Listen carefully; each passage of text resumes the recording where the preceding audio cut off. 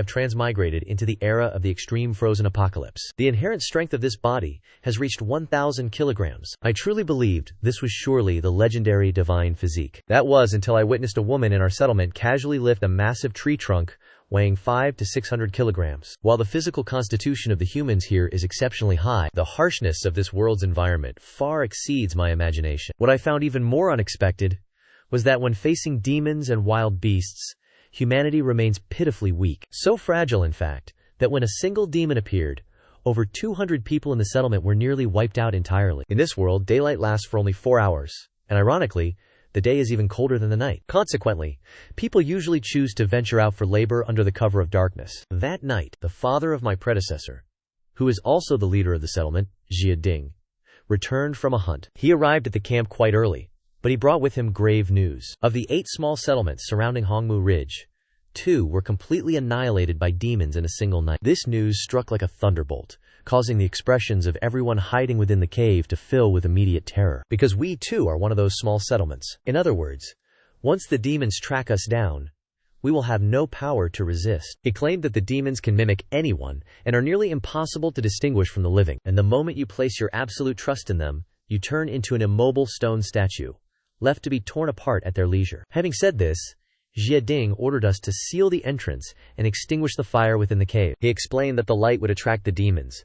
We only needed to remain undetected until dawn to ensure our safety. However, at the very moment the fire was extinguished, I noticed a flicker in my father's eyes that I could not comprehend. Yet, even in the relatively warm night, the temperature remained at -70 degrees. Without a fire, even the children would surely freeze to death. Whether we can survive until daybreak remains uncertain. There are almost no elderly people in the settlement, because in this era of the frozen apocalypse, it is a rarity for the old to live out their natural lifespan. Time drifted slowly, and in less than an hour, the temperature had already plummeted to half of what it was when the fire was burning. The cave was so deathly silent that one could hear a pin drop. No one spoke, save for the sound of children's teeth chattering uncontrollably from the cold. Just as a mother, unable to bear the sight of her child suffering, prepared to beg the leader to reignite the fire, a sudden knocking echoed at the door. Who could be knocking at such an hour? Open the gate quickly. I have returned. However, the cave remained deathly silent, without a single sound in response. Everyone, myself included,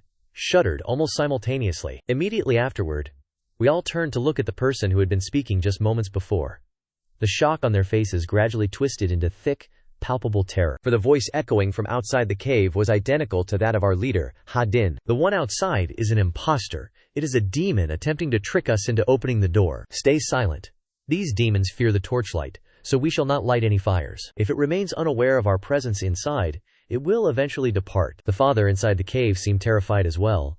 Though he attempted to comfort the others, the panic in his voice was unmistakable. Brother, what is the situation? I remained in a daze until Ha Shuyan, who had crept up beside me unnoticed, called out, snapping me back to reality. I lowered my head in deep thought for a moment, before quietly asking Ha Shuyan if he had noticed anything unusual when his father returned earlier. Recognizing the gravity of the matter, Ha Shuyan hurriedly recalled the moment his father arrived, but after a long pause, he shook his head. His response fell exactly within my expectations. I had also been present when his father returned, and indeed, there had been no signs of anything abnormal. The man inside the cave ought to have been the true father.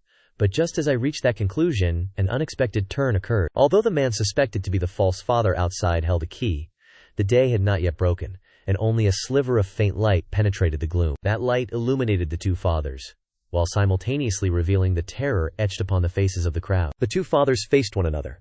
Initially, they both displayed shock, which quickly shifted into fear and indignation. Soon after, they began to argue. Standing within the crowd, I stared intensely at both men, not daring to miss a single detail, down to the slightest flicker of an expression. At this point, it was a certainty that one of these 2 was a demon from Hongmak Lin. According to the words of the father inside, the demon from Hongmak Ling relies on deception and manipulation to slaughter its prey. If his words were true, then identifying the imposter was the only way to resolve this crisis. With no better options available, I could only rely on the meager light, attempting to distinguish between them in every possible way. It was a pity that after observing them repeatedly, I despaired to realize that, in terms of appearance, attire, and even minor habits, or the most subtle of facial expressions, the 2 fathers were absolutely identical. There was not the slightest discrepancy between them. I stared at the 2 men, my palms slick with cold sweat. Yet, the truly harrowing reality was that dawn was approaching. The nocturnal temperature of this world lingers at 70 degrees. But as the sun rises, it descends even further, plummeting to as low as 140 degrees. By now, the campfire within the cave had long since flickered out. If the demon is not eliminated before sunrise, we would not even need the demon to strike. Everyone in the encampment would succumb to the freezing cold. Just then, the father on the right spoke up. Jia Hong, Jia Chuan, dawn is almost upon us. You two must quickly seal the cave entrance to preserve the warmth inside. With me here, this demon cannot harm you. To think you are still maintaining this charade. Do not listen to him, everyone. The demon is still within this cave. How could we possibly seal it? We must drive him out first before we seal the entrance. The man who spoke was the father on the left, the one who had returned earlier and provided us with intelligence regarding the demonic entity. Xia Chuan instinctively prepared to trust him, but as he surged forward, I forcefully pulled him back. Do not act rashly. Are you truly certain? The demon assumes the forms of those we hold dear. Once you offer it your absolute trust, you will be instantly petrified into a statue, rendered unable to move, left at the mercy of its slaughter. These thoughts flashed through my mind, and by this moment I had fundamentally confirmed this information to be true. The demon had gone to great lengths to stage this performance, proving that it desperately needed to deceive the encampment into trusting it. There were only two paths before us. Either trust the father on the right and seal the cave to prevent us from freezing to death, or trust the father on the left who arrived first, drive the demon out, and only then seal the cave. This choice, made in a moment of life and death, represented the absolute trust of everyone in the encampment. In other words, a single wrong decision would turn everyone in the cave into stone. Realizing this, the expressions of those in the encampment turned grave with extreme tension. Numerous eyes were fixed upon me, not merely because I am the son of the leader, but because, by utilizing the knowledge I acquired from my past life, I had become the strongest individual in the encampment, apart from our fathers. The two Jia Dings noticed that everyone had placed the burden of this decision upon me, and both revealed signs of agitation. Xia Hong, I am the father who returned first. I am the real one. Do not trust him. If you trust him, we shall all perish. Xia Hong, I am the true father. That demon excels at mimicking humanity. It assumed the likeness of the father who returned first, deliberately feeding you information just to earn. Do not, under any circumstances, trust him. Hakong, last month when you were knocked unconscious by a falling ice pillar, it was I who personally applied the medicine for you. Ha Shuyen, last night I sharpened a stone dagger for you, did I not? As they recounted these endless stories from the past, they even possessed intimate knowledge of the old scars upon their bodies. The crowd grew even more bewildered, for everything they said was rooted in truth. Only I felt a chill run down my spine, and the hand I used to tightly grip Ha Shuyen began to tremble violently. Ha Shuyen turned his head to look at me, confused, but immediately afterward, his pupils constricted in terror. Clearly, he too had realized something. I secretly passed a hand axe to Ha Shuyen, then stepped forward to face the two Hadins and spoke. Father, my brother and I cannot distinguish who is real and who is the impostor. Might we each approach one of you to examine you more closely before we make our decision? Very well, come forward. Both Hadins spoke in unison, each radiating absolute confidence. I took a deep breath, and we brothers stepped toward the two Hadins almost simultaneously. I examined the Hadin who had returned later from head to toe, even circling behind his back to inspect him. Hadin maintained a calm expression, allowing me to scrutinize him. He even stood with his chest puffed out, perfectly upright. However, the moment I stood behind him, my expression turned vicious. Strike! I bellowed, startling everyone present. At that very moment, Ha Shuyen and I both raised our hand axes, swinging them down with full force toward the Hadin standing before each of us. Ha Shuyen's axe had not yet descended upon the head of his target before it was intercepted by the man's bare hand. As for me, my strength was greater and my speed faster, and my axe struck directly toward the head of the man before me. Yet, at the very moment my blade descended, this father tilted his head and dodged, causing the axe to strike his shoulder instead. Terrifyingly, not a single drop of blood spilled from the shoulder of the Hadin before me. Instead, it looked as though a wooden log had been cleaved in two. He turned his head to look at me with great interest, a sinister smile spreading across his face. Before I could even withdraw my stone axe, I roared to Ha Shuyen, and we retreated rapidly toward the crowd in the campsite. Ha Shuyen hurriedly released his grip on the stone axe and fell back toward the camp. The onlookers were shocked by our sudden assault, but upon seeing the true nature of Hadin, they finally understood. The Hadin on the right was undoubtedly an imposter, but why did Ha Shuyen attack the one on the left? Could it be that he is also a fake? While everyone stood in stunned silence, the Jia Ding on the left spoke up. How truly interesting. These two creations of mine are clearly identical to your father. Even in their self-proclaimed identities, they show no flaws whatsoever. How exactly did the two of you see through the deception? If only one of you were real, the imposter would certainly not know so many intimate details about us and my father. Yet, both of you know everything. At this, I paused, my expression darkening with grim realization. My father could never have shared such private matters with outsiders. There is only one possible explanation for why you possess such deep knowledge of this camp and of him. My father. He is already dead, isn't he? How clever of you. Your father, Jia Ding, ran in the opposite direction of this camp even as he died, hoping to lead me away. It seems he cared quite deeply for all of you. I stared fixedly at the two monsters standing before me. I never expected that these creatures could truly consume human memories. But now was not the time for grief. If we are to survive, we must be prepared to risk our lives, though I told myself this. In truth, I held no confidence, for I knew nothing of the creatures' true capabilities. At that moment, everyone in the camp charged forward behind me, but the two imposters Jia Dings claimed a life with nearly every strike. Screams echoed in every direction. In just a few moments, over 20 of our people had fallen, their blood painting the white snow crimson. I, too, was struck by one of the imposters, sent flying until I slammed heavily against a wall. Save me! I turned at the cry, only to see one Jia Ding gripping Xia Chuan by the throat, while the other continued its slaughter. By now, the death toll in the camp had already climbed to 50 or 60. Seeing this scene, I let out a bitter laugh. It turned out these monsters did not rely solely on deception to prey upon us. Perhaps, to them, this was nothing more than a game. And just as a flicker of despair rose within my heart, a voice resonated directly into my consciousness. Ding! The camp is suffering catastrophic destruction. The camp reconstruction system has been activated. You have been granted a primary campfire. Within a 10-meter radius, it possesses a deterrent and damaging effect against primary-level demons, but simultaneously, it exerts an intense attraction toward frost beasts. A single free ignition is included. I had no time for hesitation. I immediately ignited the campfire and released it beside the imposter strangling Xia Chuan. The very next second, the flames erupted, instantly engulfing the fake Jia Ding. A shrill, mournful shriek flared and then vanished.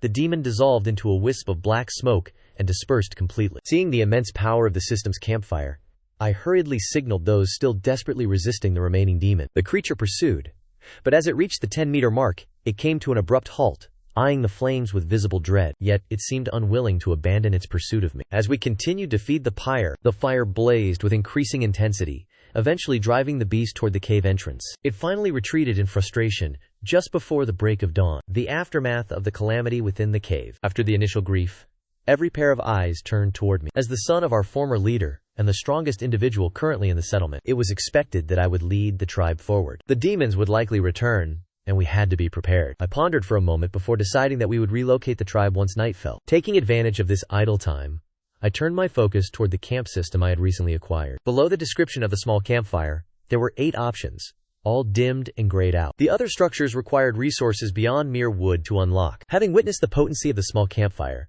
I naturally held high expectations for these structures. While they might not all be offensive in nature, I knew that whatever the system created would surely improve our quality of life. It was unfortunate that resources like gold and silver were listed among the requirements. I have been in this world for a month, yet I have not even laid eyes on a single piece of coal. Upgrading the small campfire to level 2 alone requires 200 units of wood and 50 units of iron. As time passed and darkness returned, I led the tribe, guarded by the final 3 trees, on a journey to seek a new home.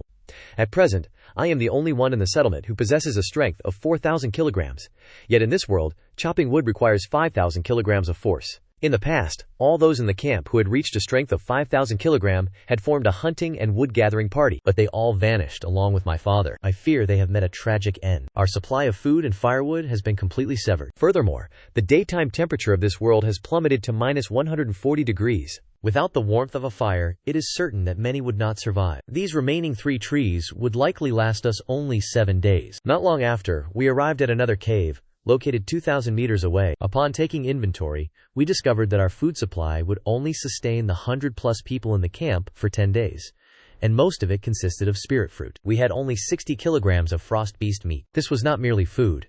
It was a vital strategic resource. For the people of this world cultivate their strength by consuming the blood and flesh. Previously, these resources should have been distributed equitably among everyone. Yet, in this moment, everyone offered all the cold beast meat to me, and I did not intend to betray their expectations. Finally, on the 7th day, I finished consuming all the cold beast meat and successfully achieved a breakthrough, reaching a strength of 5,000 kilograms. This is the level known in this world as the wood chopping realm. The morale of the people improved significantly. Immediately afterward, I set out to gather firewood for the group and search for food sources. But when I laid eyes upon the trees of this world for the first time, I was struck motionless. I finally understood why only those with a strength of 5,000 kilograms were qualified to fell these trees. I gazed at the sky-piercing, gargantuan tree before me, encased in a jagged layer of ice, gripping the only mountain-splitting axe in my hand, my knuckles turning deathly pale from the cold. The extreme temperature of -70 degrees, combined with the biting snowstorm, felt like countless icy needles piercing into the marrow of my bones. Even the breath escaping my lungs would freeze into ice crystals in an instant. The firewood in our encampment was only sufficient to last through this final night. My father had led the only wood-chopping team of our camp, only to be buried within the snowstorms of the Hongmu Ridge. Now, in the entire Daxia encampment, I am the only one, an 18-year-old temporary leader, who barely meets the 5,000 kilogram threshold. It is the only way to fell these giant trees, which have frozen as hard as diamonds. Because of this frigid cold, I have no path left to retreat. Gritting my teeth, I threw myself into the darkness of the Hongmu Ridge. Felling firewood could be set aside for later. The most urgent matter at hand was to locate the ice jade trees that bore essence fruit. Our camp's food reserves would not last for another 3 days. At this moment, the reduced activity of the cold beasts provided a brief window of opportunity to venture into dangerous territory. Not long after, I crept toward the boundary between the Dashan encampment and the Daxia encampment. Amidst the desolate snowfield stood an ice jade tree, heavy with the weight of ripened essence fruit. The sight of the succulent fruit was enough to make one's mouth water, but my expression instantly darkened. The snowfield was swarming with unfamiliar silhouettes. The people from the Dashan encampment had crossed the border into our Daxia territory to slaughter the snow-sect cold beasts. Cold beasts are precious cultivation resources in this era of decline. However, I pressed my grip tightly against my axe, steadying my very breath, daring not to make a single movement. The wood-chopping team of Daxia is gone. Now, in the entire camp, I alone have reached the wood-chopping realm. To confront them now would not only result in losing everything, but would likely bring about the destruction and annexation of our entire encampment. I remained hidden behind the boundary marker, eyes locked onto the movements ahead. The snow lion, weighing over 1,000 pounds, collapsed into the snow, lifeless, after being struck by several arrows. The men from the Great Stone encampment swarmed around it with insults and cheers, their faces twisted in greed as they savored their perceived victory, completely unaware that a glimmer of lingering ferocity remained in the beast's eyes. The moment they reached out to touch the carcass of the snow lion, catastrophe struck. The beast, supposedly devoid of breath, suddenly surged to life. With a burst of strength amounting to 10,000 pounds, it instantly shattered the bones of those surrounding it, and fresh blood immediately stained the pristine snow a violent crimson. Within a few breaths, more than half of the men from the Great Stone encampment were either dead or maimed. The survivors scrambled in terror, fleeing desperately into the depths of the forest. Yet, as cunning as the snow lion was, its vitality was truly exhausted. After driving the crowd back, its massive body wobbled before collapsing once more into the snow, falling completely silent. I did not show myself immediately. I waited for a full half-hour, confirming that the snow lion had truly drawn its final breath before I finally stepped out from behind the trees. My heart hammered against my ribs. Who would have thought that a simple trip to forage for food and firewood would result in such a heaven-sent windfall? I did not waste time with second thoughts. I hoisted the 1,000-pound beast onto my back and sprinted toward the encampment as fast as my legs could carry me. With the blizzard howling in my ears, it felt as though the survival of our entire camp rested upon my shoulders. The moment I returned to the encampment, everyone crowded around. Heavens, is this not a snow lion of immense proportions, hunted by our leader? Even when the woodcutting team was at its peak, we had never brought back such a massive bounty. The leader is truly formidable. We are saved. In an instant, the way they looked at me had shifted. Where before there was only the burden of trust in a desperate situation, there was now genuine reverence and admiration, alongside a renewed, unwavering faith that had been reignited from the ashes of despair. In an era where one's fate is uncertain from one sunrise to the next, the strong are kings. That is the only absolute law. I offered no explanation that I had not been the one to hunt this snow lion, for I knew that this encampment, teetering on the brink of collapse, desperately needed a beacon of hope. That night, I summoned every youth in the encampment. After keeping 200 pounds of meat for myself, I distributed the remaining 800 pounds of lean meat among them all. I also taught them, word for word, the Taizu Long First technique, a manual that could accelerate their cultivation. I intend to forge an entirely new wood-cutting squad, one far stronger than the unit my father once led. I want the people of the Daxia settlement to walk with their heads held high in this cannibalistic, apocalyptic era. Previously, due to the limited supply of frost beast flesh, the strength of the youths in our settlement grew at a glacial pace. But this time, with an abundance of lean meat and the assistance of a proper cultivation technique, the situation has changed. In a mere 20 days, Xia Chuan, who possesses exceptional talent, and Yuan Cheng, a man of steady temperament, successfully broke through to a strength of 5,000 caddies. They have firmly entered the wood-chopping realm. The Daxia settlement is finally no longer a place where I must fight alone. However, at this very moment, I discovered a critical problem. In the past, when the wood-cutting squad was active, the supply of spirit fruits within our territory was always plentiful. Yet, over these last 20 days, the number of spirit fruits within the Daxia domain has plummeted. The fruits that take 2 months to ripen have nearly all been picked clean. Currently, our reserves are only sufficient to feed the 100+ people in our settlement for 1 month. I immediately recalled the Dashi settlement's previous border crossing hunt. If they dared to cross into our territory to slaughter frost beasts, they certainly would dare to cross over to steal our spirit fruits. Upon this realization, a surge of fury rushed straight to my head. Previously, for the sake of the settlement's stability, I endured their incursions and poaching, but they have only grown bolder, attempting to sever the very lifeline of our people. That very night, I led Xia Chuan and Yuan Cheng, who had just achieved their breakthroughs, to infiltrate the Hongmu Ridge once more. I was determined to reclaim the resources they had plundered from our lands. We successfully snuck into the Dashi settlement,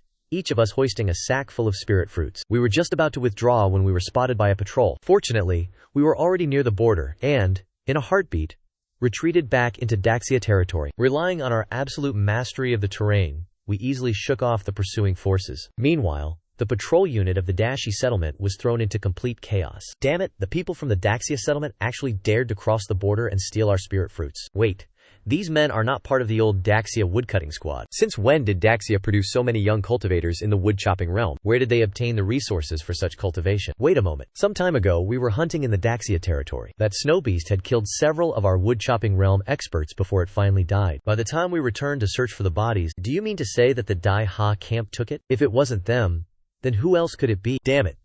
They are feasting on the blood and sweat of our brothers. Go back and assemble everyone.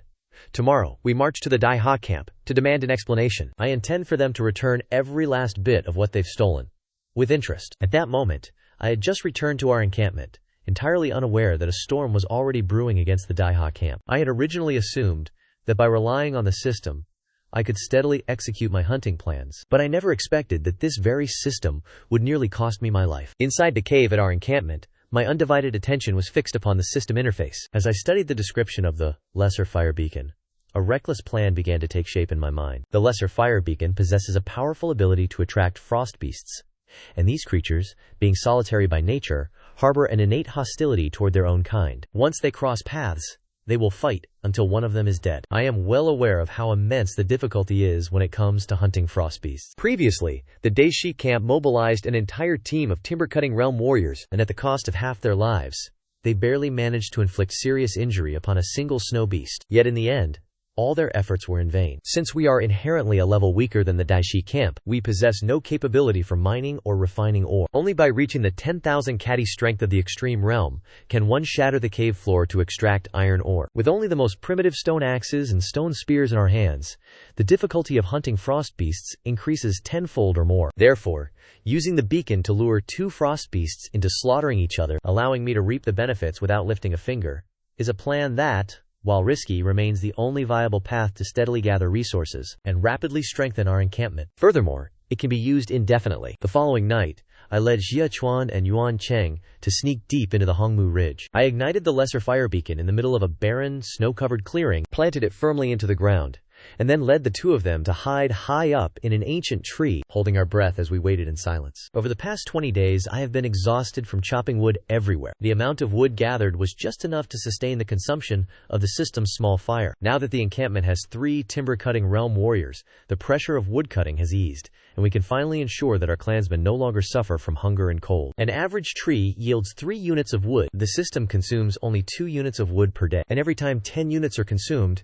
it automatically generates a lesser fire beacon. If the plan succeeds, this settlement will not only be fully self-sufficient in the future, but we can also rely on an endless supply of cold beast flesh to accelerate the growth of everyone's power, allowing us to grow stronger with each step and return to our former zenith, perhaps even surpassing any strength we held in the past. Just as I was lost in thought, A bone-shaking roar suddenly erupted amidst the blizzard. A robust frost lion tracked the firelight and lunged forward with blinding speed. In an instant, it caught sight of the torch, and a glint of near-human greed flickered in its eyes. Without a moment's hesitation, it charged toward the torch and thrust its head directly into the roaring flames. The scene that followed left the three of us completely stunned. Not only did the fire fail to inflict the slightest injury, but the deep, bone-exposed wounds on its face were healing at a speed visible to the naked eye, and the aura surging from its body was escalating frantically. I shuddered, for I had never anticipated that this small flame torch would not only attract cold beasts, but also drastically amplify their strength. The power levels of the cold beasts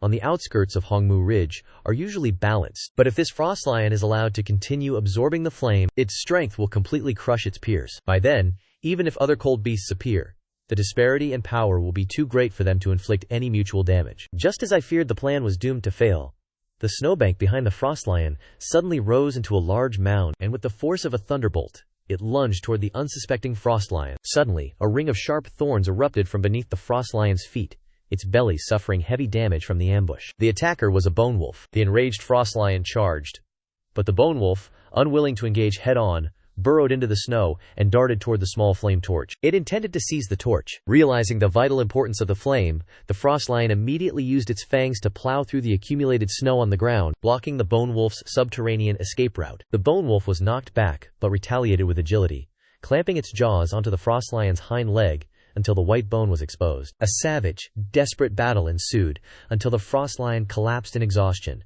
leaving the battlefield in absolute ruin. Xia Chuan and Yuan Cheng watched in horror, finally witnessing the true ferocity of these cold beasts. However, I knew clearly in my heart that the frost lion was merely feigning death. The very moment the bone wolf loosened its grip, the frost lion's eyes snapped open, and it violently crushed down with its thorn-covered back. The bone wolf's mouth was pierced by the spikes, blood splattered everywhere, and after struggling to escape, it fled in terror into the forest. The final victor of this bloodbath was the frost lion. I instructed Xia Chuan and the others to wait in the tree for the opportune moment, while I leaped down from the branches. The snow mastiff's eyes glinted with murderous intent, locked firmly upon me. I cast a glance at the large tree behind me, a plan already forming in my mind. I currently possess a physical strength of 400 jin, and the snow mastiff, having just emerged from a life-or-death battle, is severely wounded and exhausted. This is the perfect opportunity to test how much of its combat prowess remains. Watching it roar and charge straight at me, I am filled with confidence, and, rather than retreating, I advance. I pour every ounce of my strength into my arms, meeting its charge head-on with brute force. The two immense forces collide violently. I feel a heavy tremor in my chest, and my arms go nearly numb. I did not expect the impact force of the wounded snow mastiff to still exceed my imagination. Even with 400 jin of strength, I could not halt it. My entire body is sent flying, crashing hard into the snow. I immediately realize that the firegrass has provided a significant enhancement to the snow mastiff. But before I can even struggle to my feet, the snow mastiff hunches its body. Its back, covered in lethal spikes, carries a killing intent as it lunges toward me where I lie on the ground. After all, it is nothing more than a beast. Xia Hong takes a few deep breaths to calm himself, then locks his gaze directly with the eyes of the snow mastiff, a trace of ferocity gradually appearing on his face. This small reptile, before it actually dares to stare back, the snow mastiff is clearly provoked by Xia Hong's actions, its crimson pupils burning as it suddenly lunges towards Xia Hong. It is a pity that due to the severe wound on its left hind leg, its speed is significantly hindered. Xia Hong's gaze narrows slightly, facing the snow mastiff charging at him. He chooses not to dodge, instead clenching the stone axe between his teeth, and then stretches out both arms before pulling them inward. He manages to precisely seize the two massive fangs of the snow mastiff. Although the snow mastiff's strength has been greatly diminished by its heavy injuries, this violent collision still forces Xia Hong back 5 or 6 paces. If not for the fact that he forcibly shifted his momentum, planting his feet against the large tree behind him to dissipate the majority of the force, he likely would have been pushed back even further. 400 jin of force. Yet it was still insufficient to stop it. The impact force of a prime, full-grown snow mastiff must surely exceed 10,000 jin. No wonder. It is no wonder one must reach the absolute realm. Retreat, he did. Yet, Xia Hong's hands remained tightly clamped onto the fangs of the snow beast. The snow beast tilted its head to face Xia Hong, its maw gaping wide like a basin of blood. Witnessing this, Xia Hong's pupils constricted. He abruptly released his right hand, gripping the stone axe that was wedged in the beast's mouth. Then, he used the left fang as a fulcrum to leverage his body. As the snow beast jerked its head, he swung his body to the left. Thwip! A tongue, 5 or 6 meters long and sharp as an ice spear, shot out from the snow beast's maw. Xia Hong narrowly evaded the terrifying appendage. It pierced straight through the massive tree standing behind him, but it did not end there. Having missed its target, the snow beast's tongue suddenly lost its rigidity, and the portion embedded in the tree went limp, snapping back with lethal agility to coil towards Xia Hong's throat. The memory of the Great Stone Camp's blade wielder being ensnared and flung into the air by the beast's tongue remained vivid in Xia Hong's mind. He would not allow the snow beast to succeed again. In truth, the moment he dodged the tongue with his stone axe, Xia Hong had already prepared his counter. The instant the tongue pierced the tree, Xia Hong released his left hand as well. He gripped the stone axe with both hands, and with his feet planted against the trunk, he exerted a powerful burst of strength. His body vaulted high into the air, hacking downward directly onto the tongue of the snow beast. Compared to the swords and blades of the Great Stone Camp, the stone axe was admittedly lacking in sharpness, but one must consider the anatomy of the target. A tongue is fundamentally one of the most vulnerable parts of any living creature. The snow beast was no exception, as evidenced by its howl of agony after its tongue was severed. Pressing the advantage, the length of the tongue trapped behind the tree was rendered useless. Xia Hong, no longer hindered by worry, rained wild, frantic blows with the stone axe into the snow beast's gaping maw. The terrifying force drove the snow beast into a continuous retreat, but due to the injury in its leg, it did not just retreat slowly, it stumbled erratically, lurching about and relying solely on base instinct to evade. At that very moment, Xia Hong roared toward the treetops. "Get down here and strike its hind right leg now!" Two figures plummeted from the branches, landing behind the snow beast. A cold gleam from the stone axe flashed across Xia Hong's eyes, which were wide with the intensity of his effort. Chapter 21. A Great Harvest. This snow beast had actually been exceptionally cautious. When dealing with Xiangling, no matter how heavily it was wounded, it had never once resorted to using its tongue. Clearly, these cold-dwelling beasts that roam deep within the forest possess an incredibly rich combat experience. They know how to withhold their hidden trump cards, refusing to unleash them until the very moment of life and death. It is a pity that Xia Hong had calculated his moves well in advance. He lured the Xuezong toward the large tree, specifically so that its tongue would pierce through the trunk, hindering its movements before he struck at its most significant vulnerability. Indeed, Xia Hong's target from the very beginning was that tongue. He had witnessed the hunting process of the Daxi encampment firsthand previously. Even a heavy blade could not penetrate the outer hide of the Xuezong, let alone the stone axe currently in his hands. A frostwolf might be able to use its claws to tear open the belly of the Xuezong, or use its teeth to shred the muscles of the Xuezong's legs. But Xia Hong was naturally not naive enough to believe he could achieve the same. The tongue was virtually the only part of the creature that could be wounded and serve as a fatal strike. Coupled with the fact that his strength had recently increased to 400 jin, Xia Hong decided to stake everything on this gamble. Reality proved that his wager was correct. Though cold-dwelling beasts are powerful, they are not invincible. Restrained tightly at the front by Xia Hong, the beast was relentlessly hacked at its wounded rear left leg by Xia Chuan and Yuan Cheng with their stone axes. Despite its intense will to survive, the Xuezong ultimately collapsed in resentment. The massive creature, weighing over 1,000 jin, crashed to the ground with a thunderous roar. Xia Hong and his two companions were nearly exhausted, yet expressions of exhilaration and joy simultaneously appeared on all their faces. This beast must weigh over 1,000 jin, right? At least 400, perhaps even more. Yue Feng and the other 5 will certainly be able to achieve a breakthrough. Lift it up quickly, and let us retreat to the encampment before discussing anything further. Xia Hong's mind was not yet clouded by the sudden rush of joy. After rising to his feet, he immediately extinguished the burning torch, instructed the two men to carry the carcasses of the Xuezong, and led them rapidly back toward the encampment. Such a large piece of prey, whether it attracts other cold-dwelling beasts or opportunistic humans, would be a fatal complication for the three of them in their current, near-exhausted state. Fortunately, the journey back was devoid of danger. The three of them finally arrived at the encampment. After verifying the secret code, the cave entrance opened, and only when that Xuezong was truly laid upon the ground and they could observe the prey by the light of the cave's fire did Xia Hong's emotions finally begin to settle. A radiant smile appeared upon his face. "Did you manage to hunt another one? Is our leader truly that formidable? Even when the former leader was here, we had never seen such a massive ice beast. This creature must weigh well over 1,000 pounds. Whether it was Yue Feng's group of 5, the dozen or so young men, or everyone else currently in the encampment, they had all gathered around Xia Hong and his two companions, gazing at the massive carcass of the snow beast lying upon the ground, at its razor-sharp fangs and gleaming claws. The crowd murmured and whispered amongst themselves. Then, as if by unspoken agreement, they all turned towards Xia Hong and his companions with looks of reverence and even fervent admiration. These gazes were not unfamiliar to Xia Hong. Whenever he returned to the encampment time and again with resources, such looks had become increasingly common. Reverence and fervor. Xia Hong did not pay them much mind. Any creature, upon witnessing another that is stronger than itself, will inevitably harbor such emotions. What concerned Xiahong more was something that lay deeper within their eyes: hope.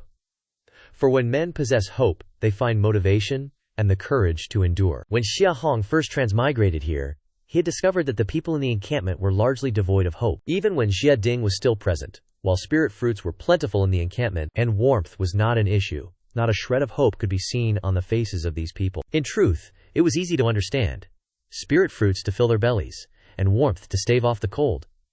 These two things could only sustain life, ensuring they did not die of hunger or freeze to death. But human beings are human precisely because they do not exist merely for the sake of surviving. These people had been hiding in the shadows since the day they were born. To them, the outside world was filled with ice beasts and demons, and even the sunlight itself was a lethal threat. A sense of security and dignity were the things they lacked most, and both of these require the foundation of formidable strength. The flesh and blood of ice beasts were their only hope to grow strong. In the past, when Jia Ding was still here, the frequency with which the Xia encampment could collect the flesh and blood of ice beasts, consequently, the number of people who could share in the flesh and blood of the cold beasts, was far too small. Yet now, having served as leader for barely 2 months, Xiahong had already brought back 2 snow mastiffs. This achievement had undoubtedly instilled a tremendous sense of hope in everyone. Perhaps it was not yet his turn, but with the woodcutting team re-established and the number of people growing, more prey would surely be brought back. When that time came, it would eventually be his turn to share in the spoils. This was the true reason why everyone looked at Xiahong with such fervent reverence, because Xiahong had given them the most precious thing of all: hope. After stripping away the skin and bones, there were 270 jin of meat remaining. The excitement of the crowd reached a new crescendo as the weight of the cold beast meat was tallied. Every pair of eyes remained fixed on Xiahong, awaiting his decision on the distribution. The vast majority of those present knew they would not receive a share, yet they still wished to see how Xiahong would distribute the harvest, and how he would handle the remains of the snow mastiff. Having already prepared his plan, Xiahong saw that everyone's gaze was upon him, and spoke directly. From this day forth, all meat from the cold beasts in this camp will be distributed according to a 3-5-2 ratio. The hunting party shall receive 3 parts, while the logging reserve team, namely, the 5 men under Yue Feng, shall receive 5 parts. As for the remaining 2 parts, anyone between the ages of 15 and 22, with a base strength exceeding 1,000 jin, is eligible to receive a portion. Furthermore, regardless of age or gender, anyone whose strength exceeds 2,000 jin may join the logging reserve team. Additionally, from now on, the remainder shall be set aside. For example, this time there are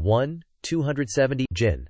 Thus, we shall take the 70 jin and distribute it among everyone in the camp, so that all may have a taste. Hearing the 3-5-2 ratio, everyone in the camp was visibly stunned. Those who went out to hunt were to receive only 3 parts. But upon hearing the final conditions, that regardless of age or gender, anyone with strength exceeding 2,000 jin could join the logging reserve team to claim the 5 parts, the entire crowd fell silent.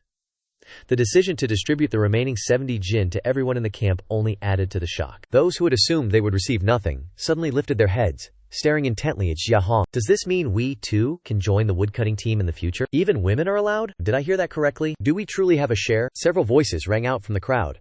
Everyone looked at Xiahong in utter disbelief. Seeing his nod of confirmation, joy erupted across their faces, and some were even moved to tears of happiness. "Long live the leader!" someone shouted, and the crowd immediately erupted into a thunderous roar of cheers. "Long live the leader! Long live the leader! Long live the leader!" Everyone fell into a state of frenzy. Some even knelt directly to prostrate themselves before Xiahong. Whether they were cheering or kneeling, Xiahong made no move to stop them. He understood these people, just as he understood their actions. Back when Jia Ding was here, the cold beast meat in the Daxia camp was only distributed to the woodcutting team and his direct descendants. Others couldn't even dare to dream of it.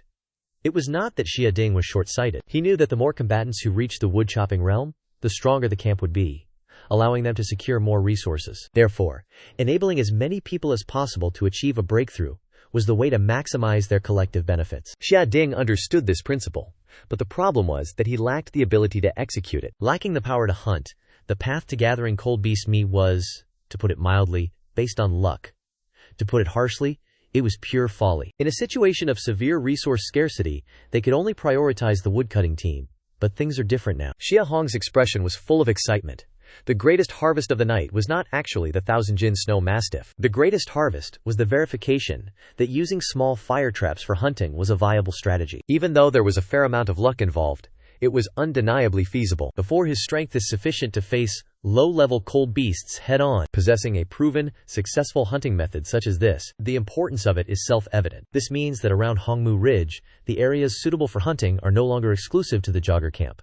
Daxia can now hunt there as well. Chapter 22. The true owner has been found. Xia Hong's working style is completely different from that of the previous woodcutting team. Although it is built upon the foundation of abundant resources, those in the camp who are unaware of the internal details do not care. They simply perceive it as Xia Hong possessing great skill, and furthermore, being utterly selfless. Ever since that night when the cold beast meat was distributed, everyone in the camp, upon seeing Xia Hong, could not hide their fervent expressions, respectfully greeting him as their leader, displaying admiration that, without exaggeration, was bordering on religious devotion. Xia Hong would naturally not be foolish enough to stop them. In such a unique environment and special situation, spending years hidden in the shadows, never seeing the sun, never eating their fill or keeping warm.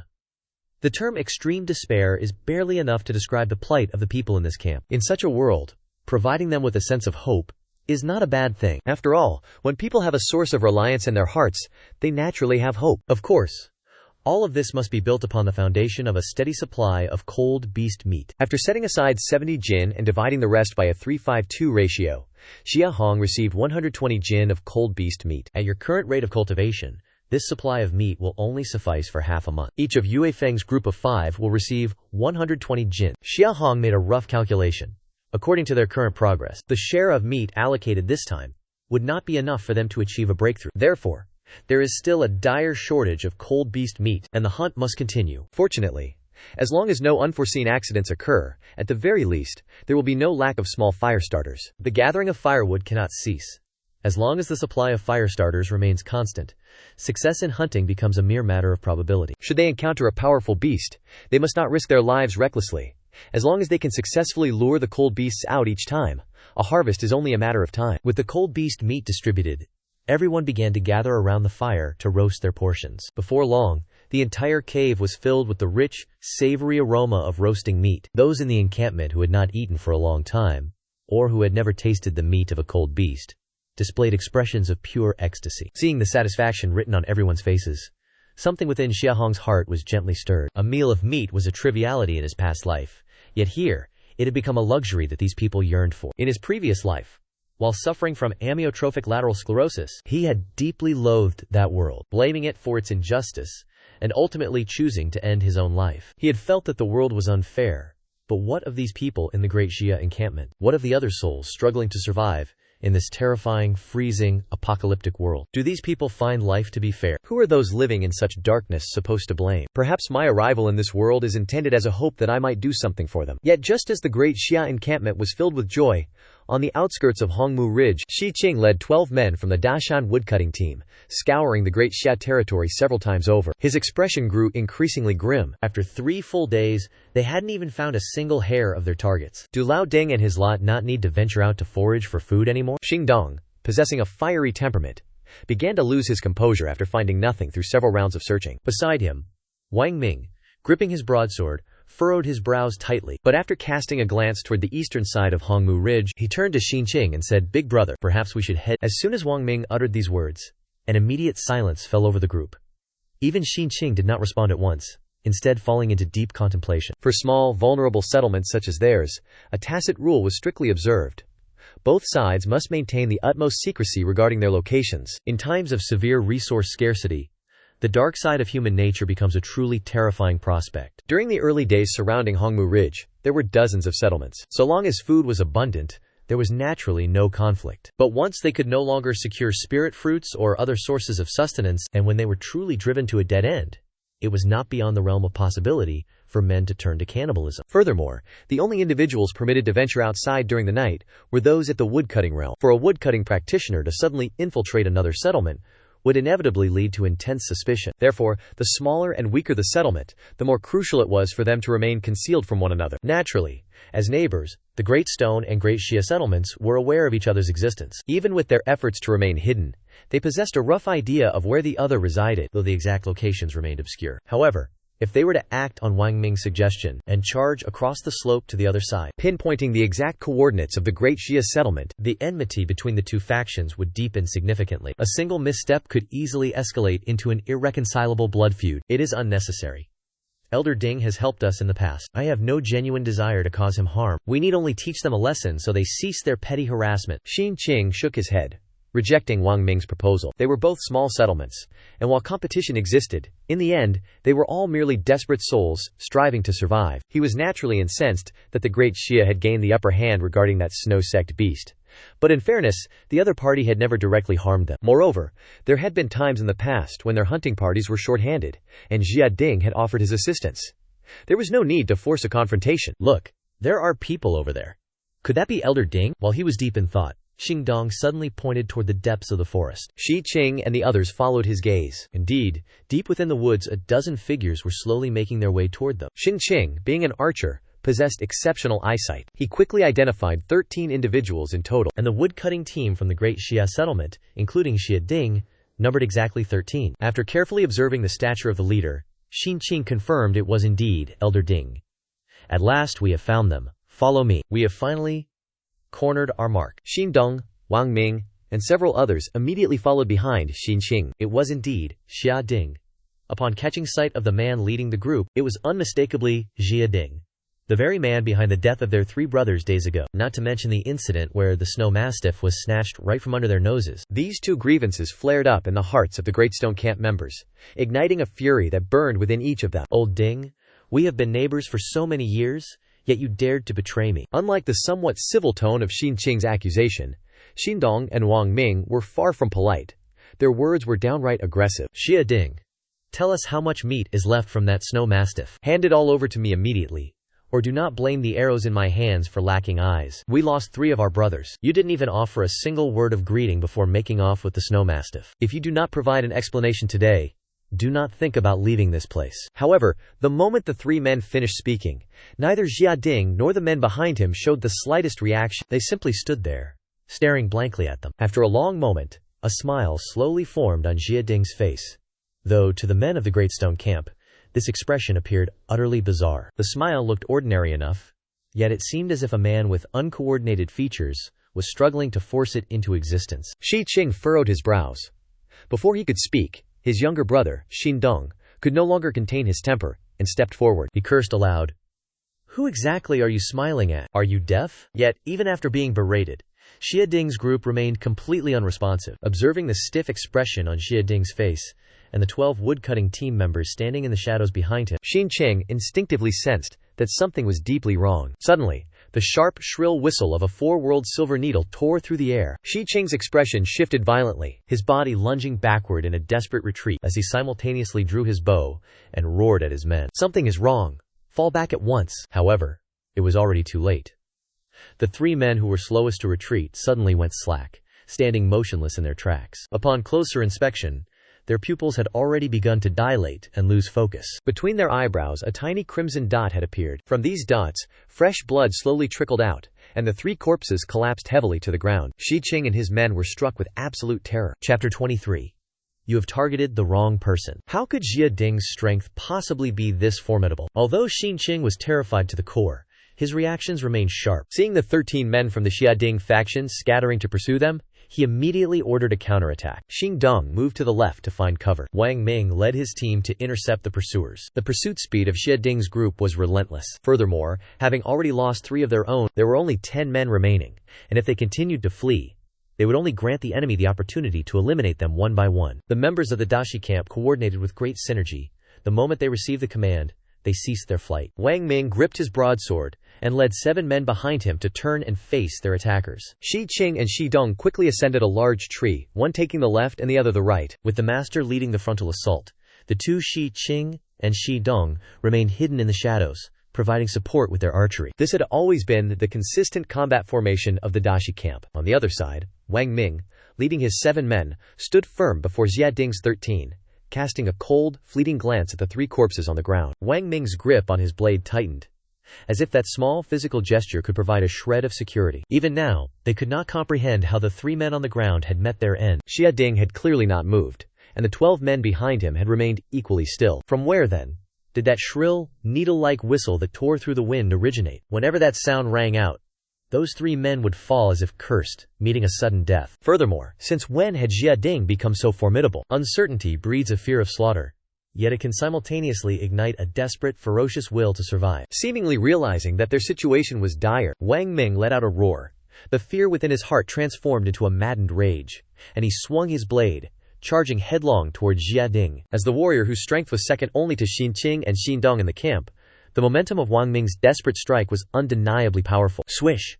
The blade tore through the night, emitting a sharp, piercing sound. The violent force of the strike whipped up a gale that sent snow piling several meters into the air. Arriving before Jia Ding in the blink of an eye, Wang Ming's eyes bulged as he poured every ounce of his life's strength into this single, crushing blow. If this strike lands, he will either be dead or severely maimed. This was Wang Ming's first thought as he felt his blade make contact with its target. It was a pity, however, that the result was the exact opposite of his expectation. Jia Ding merely shifted his body, narrowly evading the blow. Not only did he dodge, he leveraged his momentum, pressing his hand against the blade and forcing it down into the snow. It even sank several inches deep into the frozen earth. How could he be this fast? Could it be that Ha Ding has already reached the absolute realm? A ferocious gale of fist pressure whistled past his ears, shattering the terror taking root in Wang Ming's heart. He realized that Ha Ding had already made his move. Having exerted so much force and committed so fully to his momentum, he knew that even if he released his sword now, he could not evade Ha Ding's incoming strike. Therefore, he did not let go. Faced with this certain death, Wang Ming should have been consumed by fear. Yet, not only was he unafraid,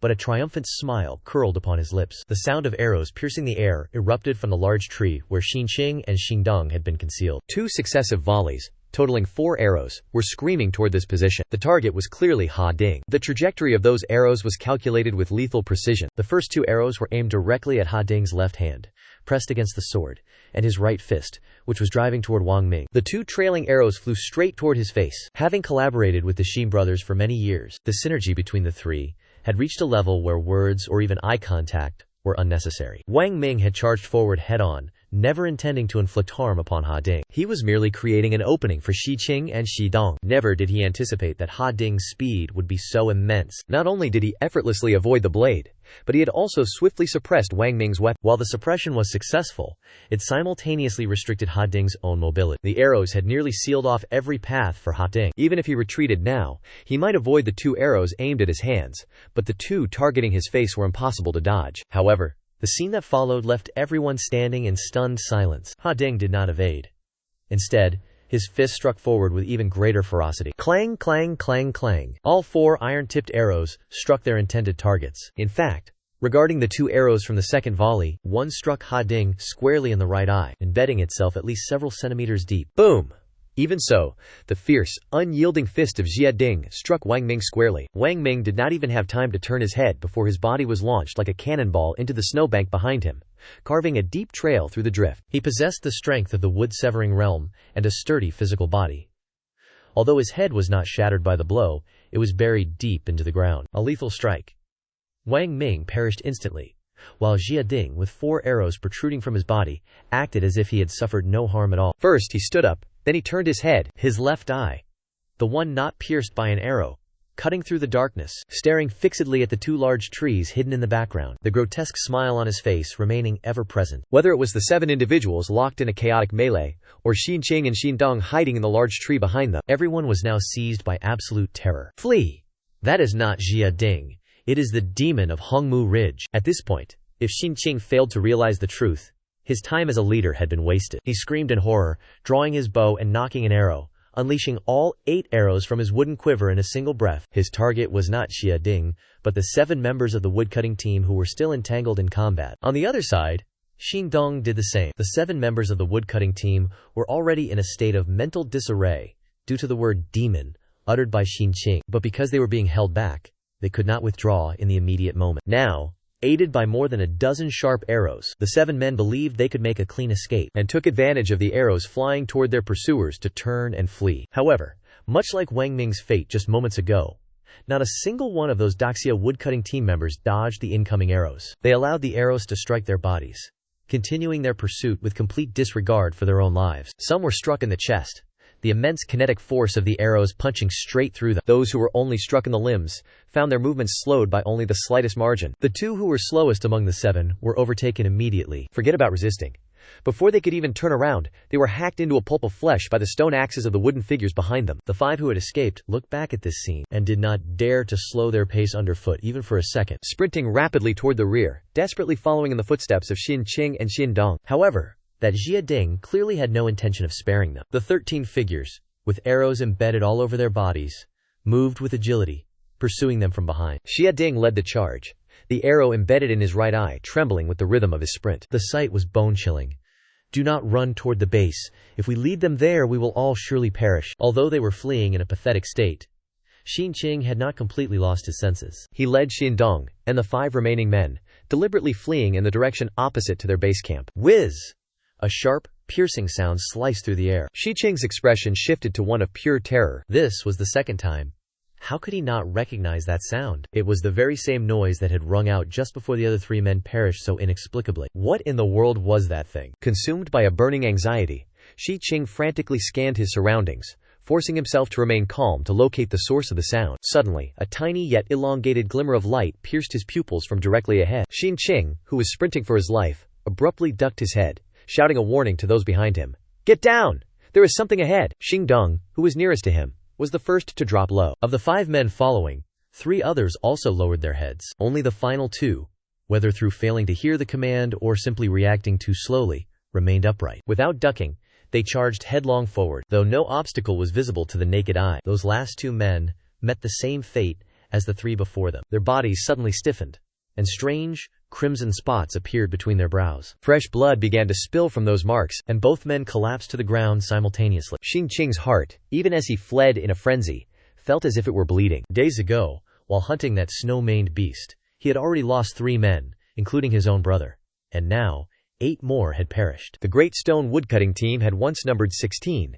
Now, only 5 remained. More importantly, it was uncertain whether even these 5 would survive, for that demonic creature remained in relentless pursuit. Their stamina was waning, and their speed faltering, yet when they glanced back, the monster behind them showed no sign of slowing down. The great stone camp was likely doomed. Just as a wave of utter despair began to rise within Xin Qing's heart, a sharp, youthful voice suddenly echoed from the right. "Finally, I've found you. Let's see where you can run to now." Chapter 24. The Ghost-Faced Mukui. To the men of Xin Qing, running for their lives, this voice sounded like music from the heavens. As the voice reached their ears, a brilliant flash of swordlight surged into their vision. Though the sword energy originated dozens of meters away, it arrived in the blink of an eye.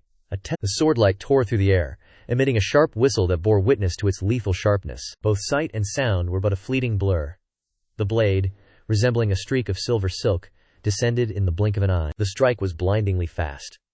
So fast that before the group led by Xin Qing could even focus their eyes, 2 of the 13 pursuers had already been decapitated. Although it was night, they were on the outskirts of Hongmu Ridge, where the forest was not as dense as in the interior, and combined with the white light reflecting off the snow-covered ground, the vision of Shi Qing's party was not significantly hindered. As the sword light vanished, the figure behind the blade was finally revealed to Xin Qing and his companions. At first glance, including their leader Shi Qing, everyone's immediate reaction was a prick of inferiority. It was a young man, who appeared to be no more than 20 years old, draped in a thick brown fur mantle, with a soft white fur scarf wrapped around his neck, clearly fashioned from the tail of a cold beast. Upon his feet were a pair of polished black, animal hide boots. The sense of inadequacy felt by Shi Qing's group was not without cause. The 5 of them wore nothing but crude animal hide skirts, and these were old, tattered rags riddled with holes. Yet even such hides were a luxury. Among the 300 inhabitants of the Dashi encampment, fewer than 50 possessed them. The majority of the others were forced to wear dried leaf garments. These garments were crafted by gathering large, dried leaves and stitching them together into primitive clothing. Naturally, this was not limited to the Dashi encampment. Excluding the Luogar encampment, which fared slightly better, every other settlement surrounding Hongmu Ridge suffered the same plight. There was no alternative, for a pristine animal hide was, in itself, a testament to one's strength. Even the Luogar encampment could not guarantee they wouldn't ruin a pelt while hunting, let alone small encampments such as theirs. Therefore, the immaculate attire upon the young man was enough to make these people feel deeply ashamed, not to mention that the gleaming longsword in his hand had dispatched 2 monsters in a mere heartbeat. While the group stood in stunned silence, the young man moved once more. He swung his blade like a flash of lightning amidst the crackling sparks.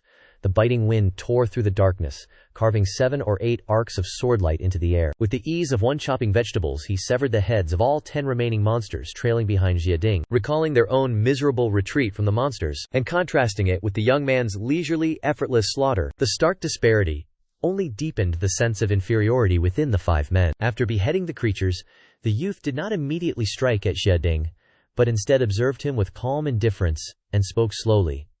"These things you have created." Whoosh! Before the young man could finish his sentence, that familiar sound rang out once more. Xinqing's expression shifted violently. He hurriedly shouted a warning. "My lord, be careful!" Yet his warning was clearly superfluous. Before he had even finished speaking, the young man had already turned his gaze toward the rear. His ears twitched slightly, and he swiveled around, his eyes locking onto the crown of a large tree on the left side of the forest. Li Hu, Lan Ming, attack together! At his command, 2 figures lunged forth from the right with astonishing speed, rapidly closing in on the tree that he was focused on. Simultaneously, the young man paid no further mind to Jiading. He propelled himself forward with a forceful step toward the tree. The speed of the trio was such that before Xinqing could even get a clear look, the young man had sliced through the trunk, causing the entire upper section of the tree to crash to the ground. This sight caused the expressions of Xinqing and his 4 companions to instantly stiffen, especially when they realized that after the tree had been severed, a golden hue was revealed beneath the bark. The pupils of all 5 men constricted sharply, and they collectively swallowed a mouthful of saliva. The impenetrable iron spirit tree had been severed with a single strike. Their logging team usually only selected twin trees, not because they could not fell iron spirit trees, as they were capable of it. However, the problem was that it took them at least 10 consecutive hours of labor to fell a single iron spirit tree. Yet, what had they just witnessed? A single strike had severed the iron spirit tree. The gazes the 5 men directed toward the young man were now filled with reverence. After the iron spirit tree was severed and collapsed, a black, ghostly figure leaped from the canopy, fleeing toward the inner depths of the redwood ridge. But the young man and his 2 companions reacted with extreme speed. They quickly fanned out in 3 directions, tightly surrounding the black figure. Trying to run? It was difficult enough to encounter such a strange creature. "I cannot let you escape so easily. Do not be careless. This is a wood demon ghost. The creatures I just destroyed were likely crafted by it using wood and corpses. It is possible it still has some tricks hidden up its sleeve. Everyone, remain vigilant." Xinqing's reaction was sharp. Upon hearing their exchange, he glanced briefly at Jiading, who remained standing perfectly still. Ever since that black-clad figure appeared, he had roughly understood. The terms ghost and mokue ghost both referred to that shadowy entity. Ha Din and the members of that woodcutting team had evidently been manipulated by it. Furthermore, among the 2 names the young man had just called out, there was one that Xinqing knew and was acquainted with. La Min, the current leader of the Lajet encampment, Rocker, was also the son of the former leader, La Feng. Sure enough, as Xinqing looked closer, he saw that among the 3 individuals, the one on the far right had a tall, thin build, with eyes slightly narrowed and gripping a long spear. This middle-aged man was indeed the very same La Min he had encountered several times before. The person on the left, named Lai Ho, possessed a very robust physique, and his attire was not much different from that of the young man. He gripped a gleaming flame spirit blade, staring aggressively at the black-clad figure in the center. Xinqing could now clearly see the entity they called the Mokue ghost. This Mokue ghost appeared to be an old man in black robes, with a decaying face and a slightly hunched posture. In his left hand he held a small 3-inch-long dagger, while his right hand held a spool of white thread. A pair of crimson pupils, filled with malevolence, gazed at the 3 figures surrounding him, his face twisted in a display of bloodthirsty hunger. "Ah!" The Mokue ghost suddenly let out a roar, and the spool in his right hand instantly released dozens of translucent threads. They seemed to blend entirely into the darkness, vanishing from sight in the blink of an eye. However, the 3 people encircling him began to dodge frantically to the left and right. Seeing this, Xinqing understood that those who had killed the previous teammates were surely these very threads. But since the others' strength was too low, they were fundamentally unable to perceive them. As for the 3 who could see clearly, they moved incessantly, dodging through the air. They were not merely evading. Within only a few breaths, the young man wielding the sword seemed to have identified a vulnerability, twisting his waist and launching himself toward the Mokue ghost. The longsword collided repeatedly with the threads in the air, throwing off a series of sparks. The longsword was capable of severing those translucent threads. Seeing this, the expression of the Mokue ghost turned abruptly grim, his gaze fixed intently on the silver longsword in the young man's hand, as if the weapons held by Lan Min and Li Hu were clearly inferior to the young man's sword. The 2 continued to evade.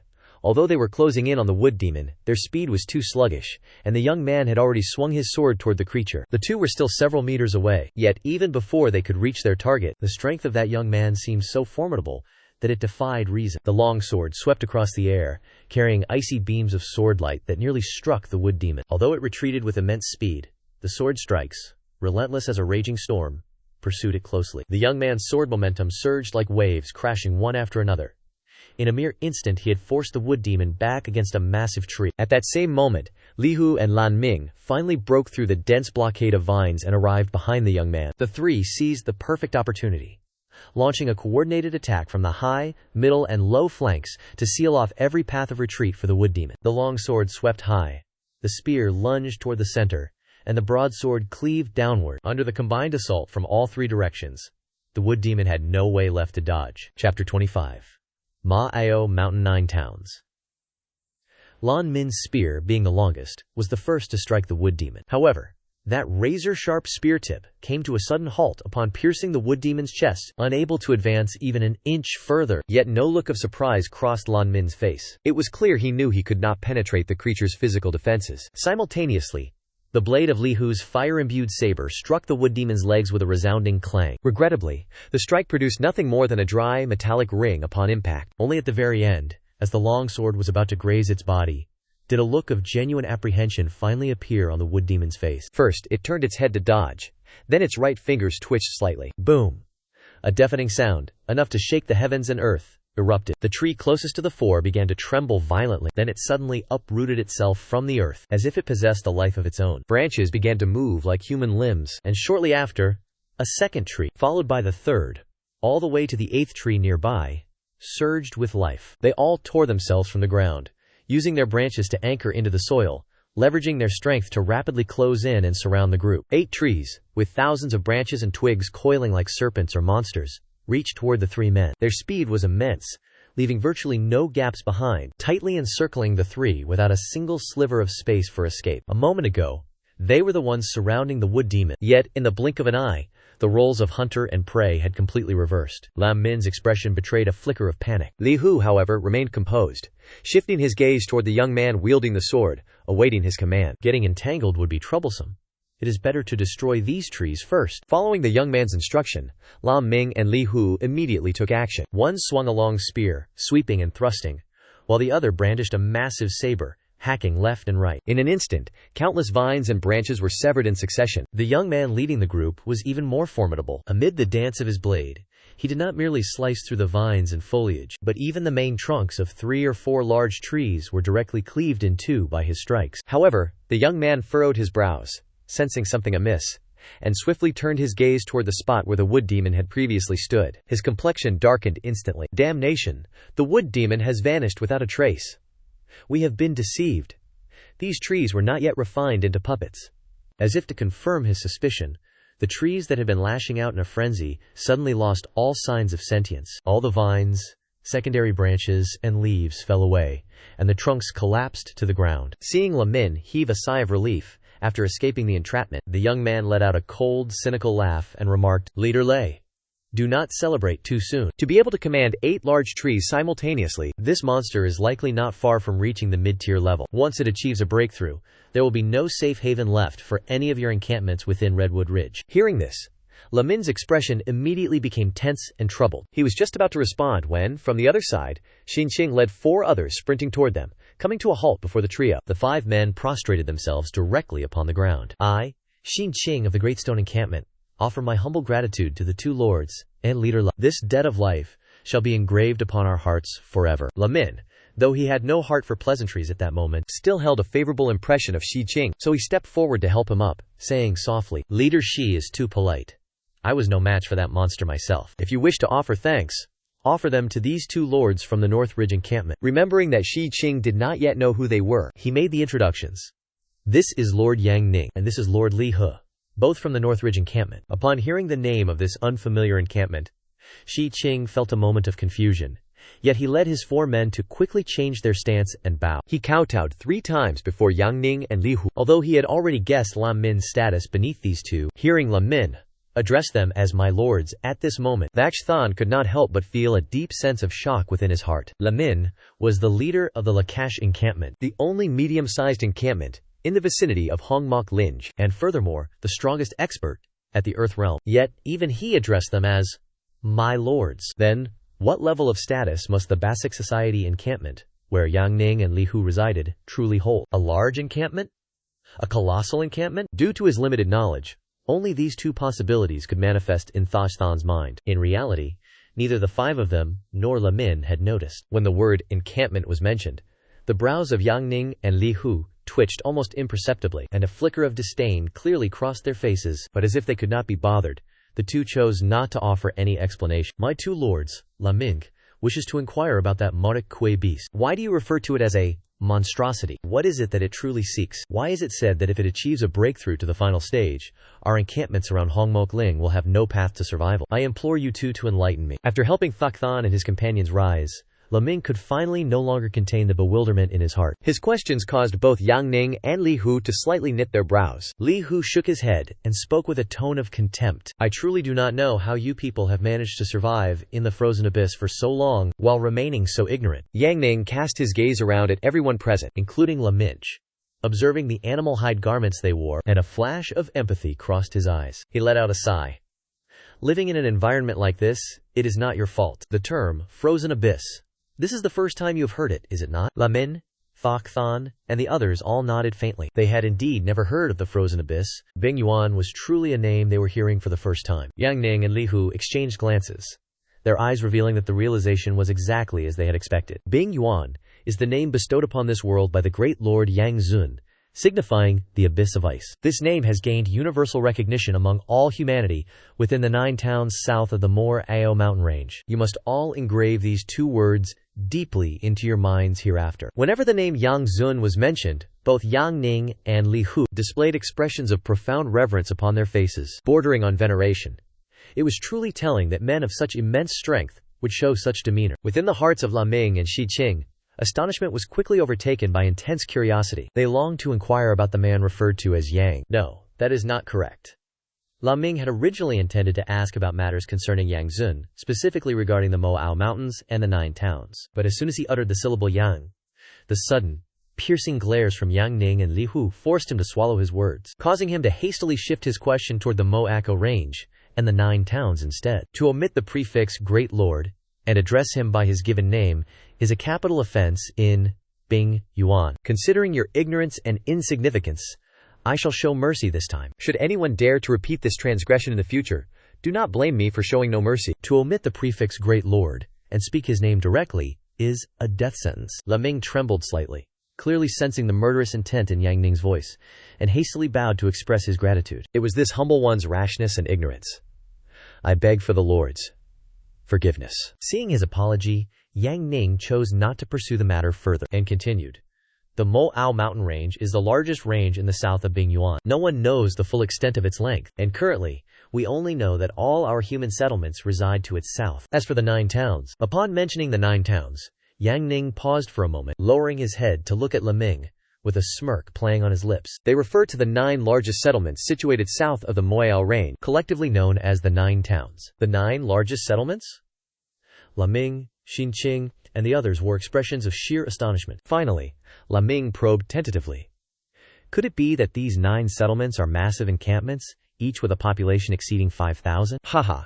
This remark from Laming caused Yang Ning and Li Hu to burst into immediate laughter. Their laughter was heavy with disdain for Laming's profound ignorance. This left Laming somewhat embarrassed, though he could only offer a forced smile in response. Xingqing could only offer him a look of silent sympathy. Though they were uneasy, a deep curiosity still stirred within their hearts. Just how immense were these 9 major encampments that Yang Ning and Li Hu spoke of? After a brief chuckle, Li Hu proceeded to resolve their confusion. The 9 major towns located south of the Ako Demon Range each boast a population exceeding 100,000. Hearing this figure, Luo Ming, Shi Qing, and the others were completely stunned, their minds reeling from the shock of the revelation. And we hail from one of those 9 towns. Beishuo Town seemed quite satisfied with the crowd's reaction. Li Hu spoke these words with his head held high, his face etched with pride, and his voice brimming with arrogance. Chapter 26. The Eye of the Divine Demon. What would an encampment of over 100,000 people look like? In truth, Luo Ming, Xin Qing, and the other 5 could not even begin to fathom such a scale. Yet, as leaders who each managed their own small settlements of a few hundred, they understood exactly what a population of over 100,000 implied. The astronomical demand for food,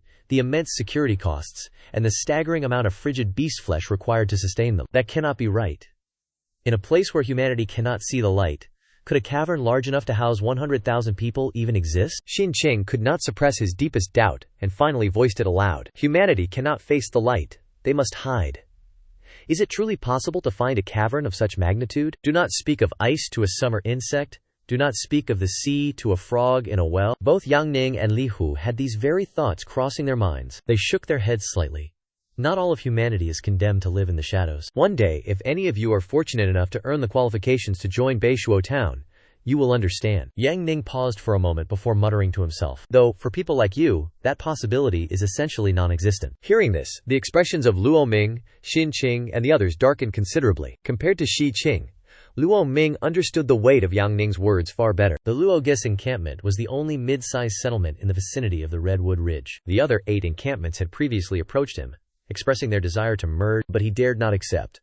Or, more accurately, he was unable to. While he understood that a larger population brought strength, the prerequisite for expansion was, above all, cultivation power. True power meant the ability to secure greater resources, the capacity to provide for more people, and the strength to hunt enough frigid beast flesh to sustain an even larger number of cultivators. Regrettably, the strength of the Luoger encampment was simply insufficient to support such an expansion. In total, the Luoger encampment possessed only 5 individuals at the Absolute Realm. With 47 individuals at the wood-chopping realm, the frost beast meat hunted each month was barely enough to sustain their own families. If other small encampments were allowed to merge, the frost beast meat would simply be insufficient for everyone's needs. Furthermore, merging would mean incorporating more ordinary people, which would cause the demand for spirit fruits to expand rapidly. They would be forced to increase the frequency of expeditions to search for more ice thatch plants, a process fraught with constant peril. Most importantly, the strongest individuals in those smaller encampments were only at the wood-chopping realm.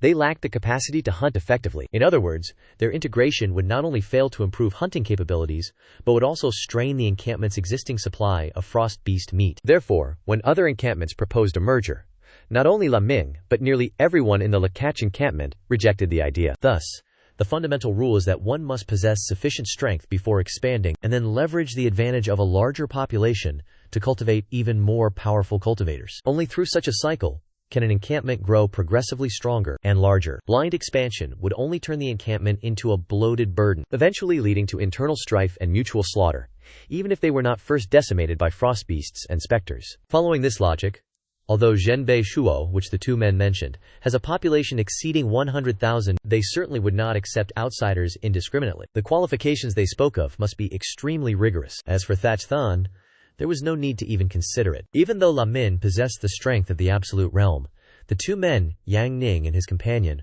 were far stronger than him despite their youth. The might of Zhenbei Shuo can be glimpsed through a single observation, and surely they would not hold him in high regard. Moreover, both men were leaders of their own encampment. They could not simply abandon their families and comrades to join another faction alone. Very well.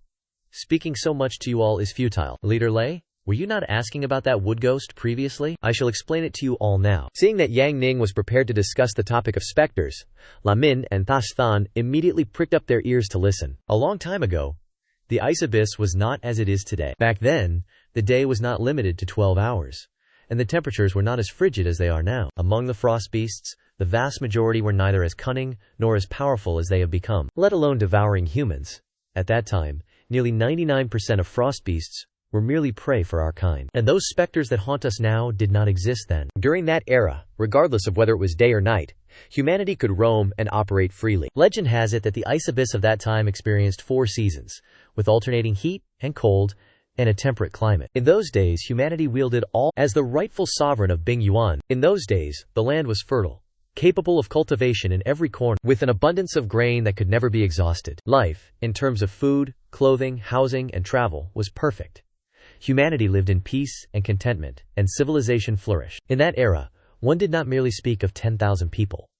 Large settlements held hundreds of thousands, or even millions, with ease. Hearing Yang Ning's description, Lam Ming, Thach Than, and the others were left dazed, for the concept of hundreds of thousands or millions of people was beyond their comprehension. The simple notion of moving freely between day and night seemed to them like nothing more than a dream. When 99% of frost beasts were merely food for mankind, the perfect state of life, and the flourishing prosperity, it painted a scene of such illusory beauty. It is inherently difficult for the human mind to conceive of things never witnessed or experienced before. Yet this did not diminish their yearning and pursuit of such beauty. The world Yang Ning described, appeared to Lam Ming and Thach Than as nothing short of a celestial palace or heaven itself. In contrast to the Bing Yuan of today, we refer to that period as the ancient Yuan era, or prehistoric civilization. No one knows what truly transpired during the ancient Yuan era. What calamity did this prehistoric civilization encounter?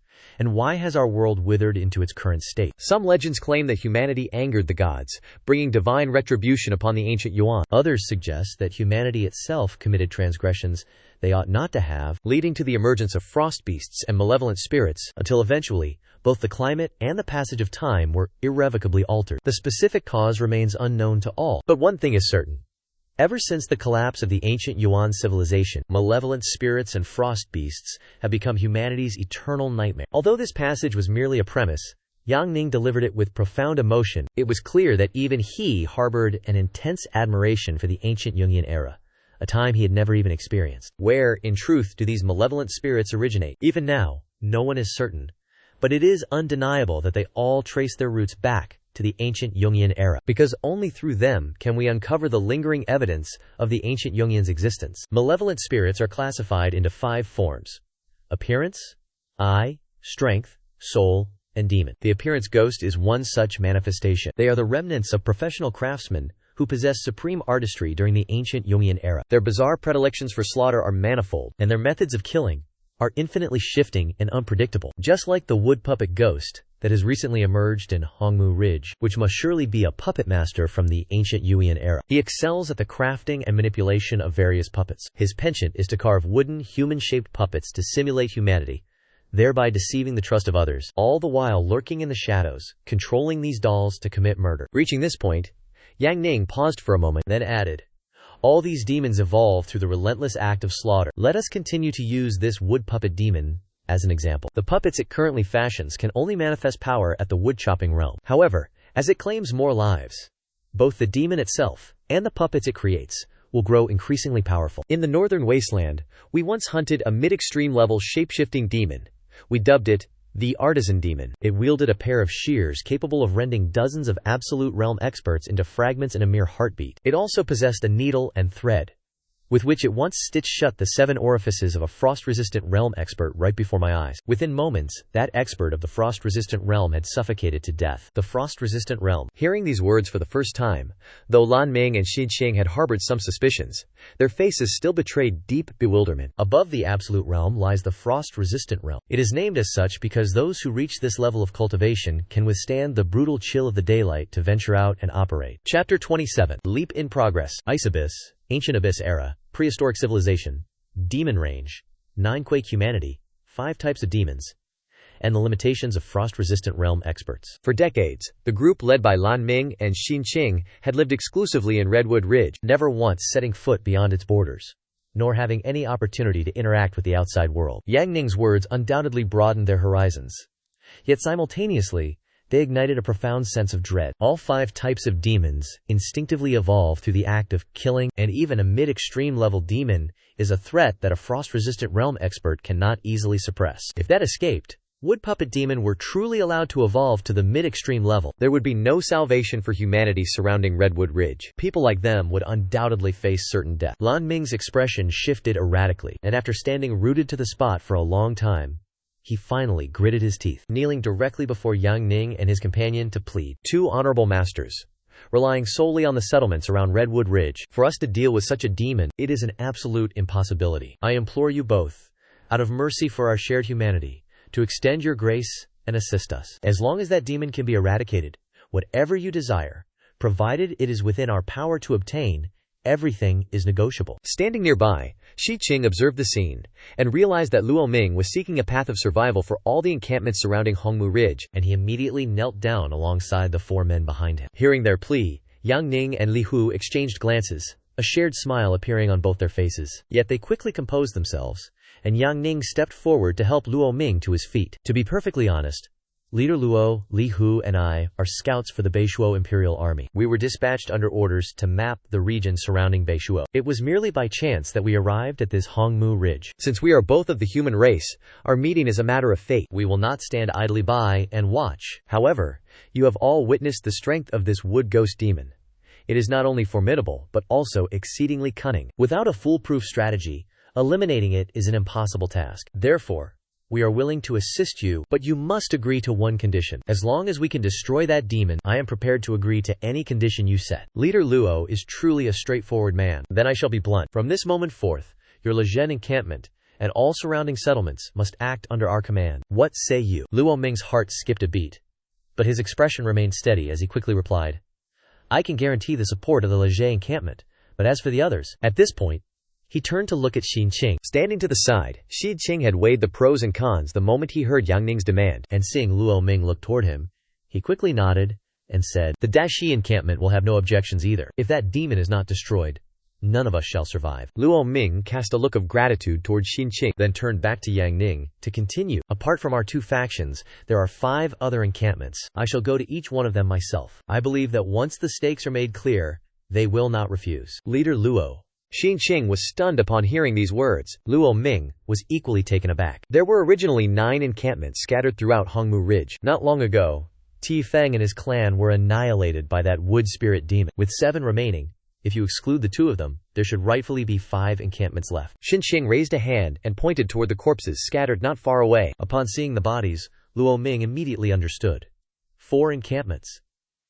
It seems the Daxia encampment has also fallen victim to that demon's malice. Every member of the wood-chopping team from the Daxia encampment had been turned into a puppet. Even Jia Ding had not escaped this grim fate. It could be confirmed with near certainty that they had been wiped out. Seeing that their goal had been reached, Yang Ning and his companion nodded and said, in that case, let us not delay. Leader Luo, please notify the remaining 4 encampments immediately and instruct them to gather at the Luo Get encampment to await further orders. First, organize everyone in the wood-felling realm into patrol squads.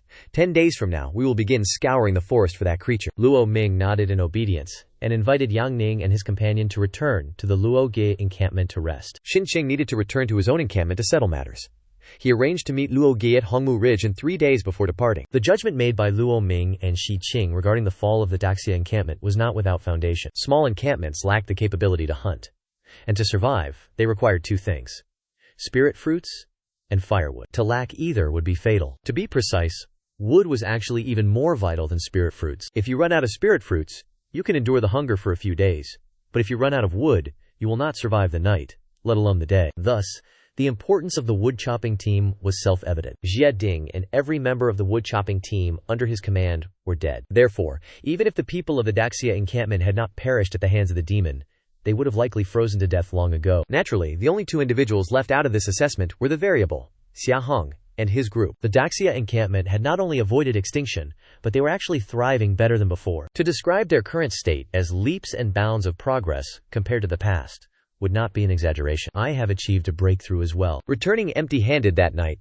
Xia Hong had been in a foul mood. However, the moment he returned to the cave, he was greeted by joyous news. Xu Ning had also achieved a breakthrough. Aside from him, Xia Chuan and Yuan Chengjia, among the first 5 people to be given the cold beast meat, Xu Ning was the final one to reach a breakthrough. Observing the exhilaration on Xu Ning's face, Xia Hong patted his shoulder and said with a smile, at last, I no longer have to look at your gloomy face. From tomorrow onwards, you may also accompany me outside. Yue Feng, Lin Kai, and the others standing behind Xia Hong burst into laughter upon hearing this. Tu Ning was so embarrassed by their laughter that his face turned bright red. There was no helping it.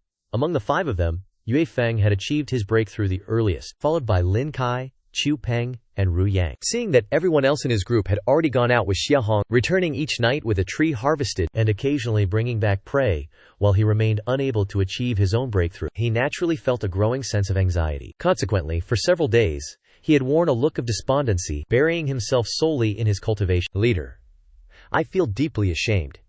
Every day I consume the meat of the cold beasts that you all risk your lives to hunt and bring back.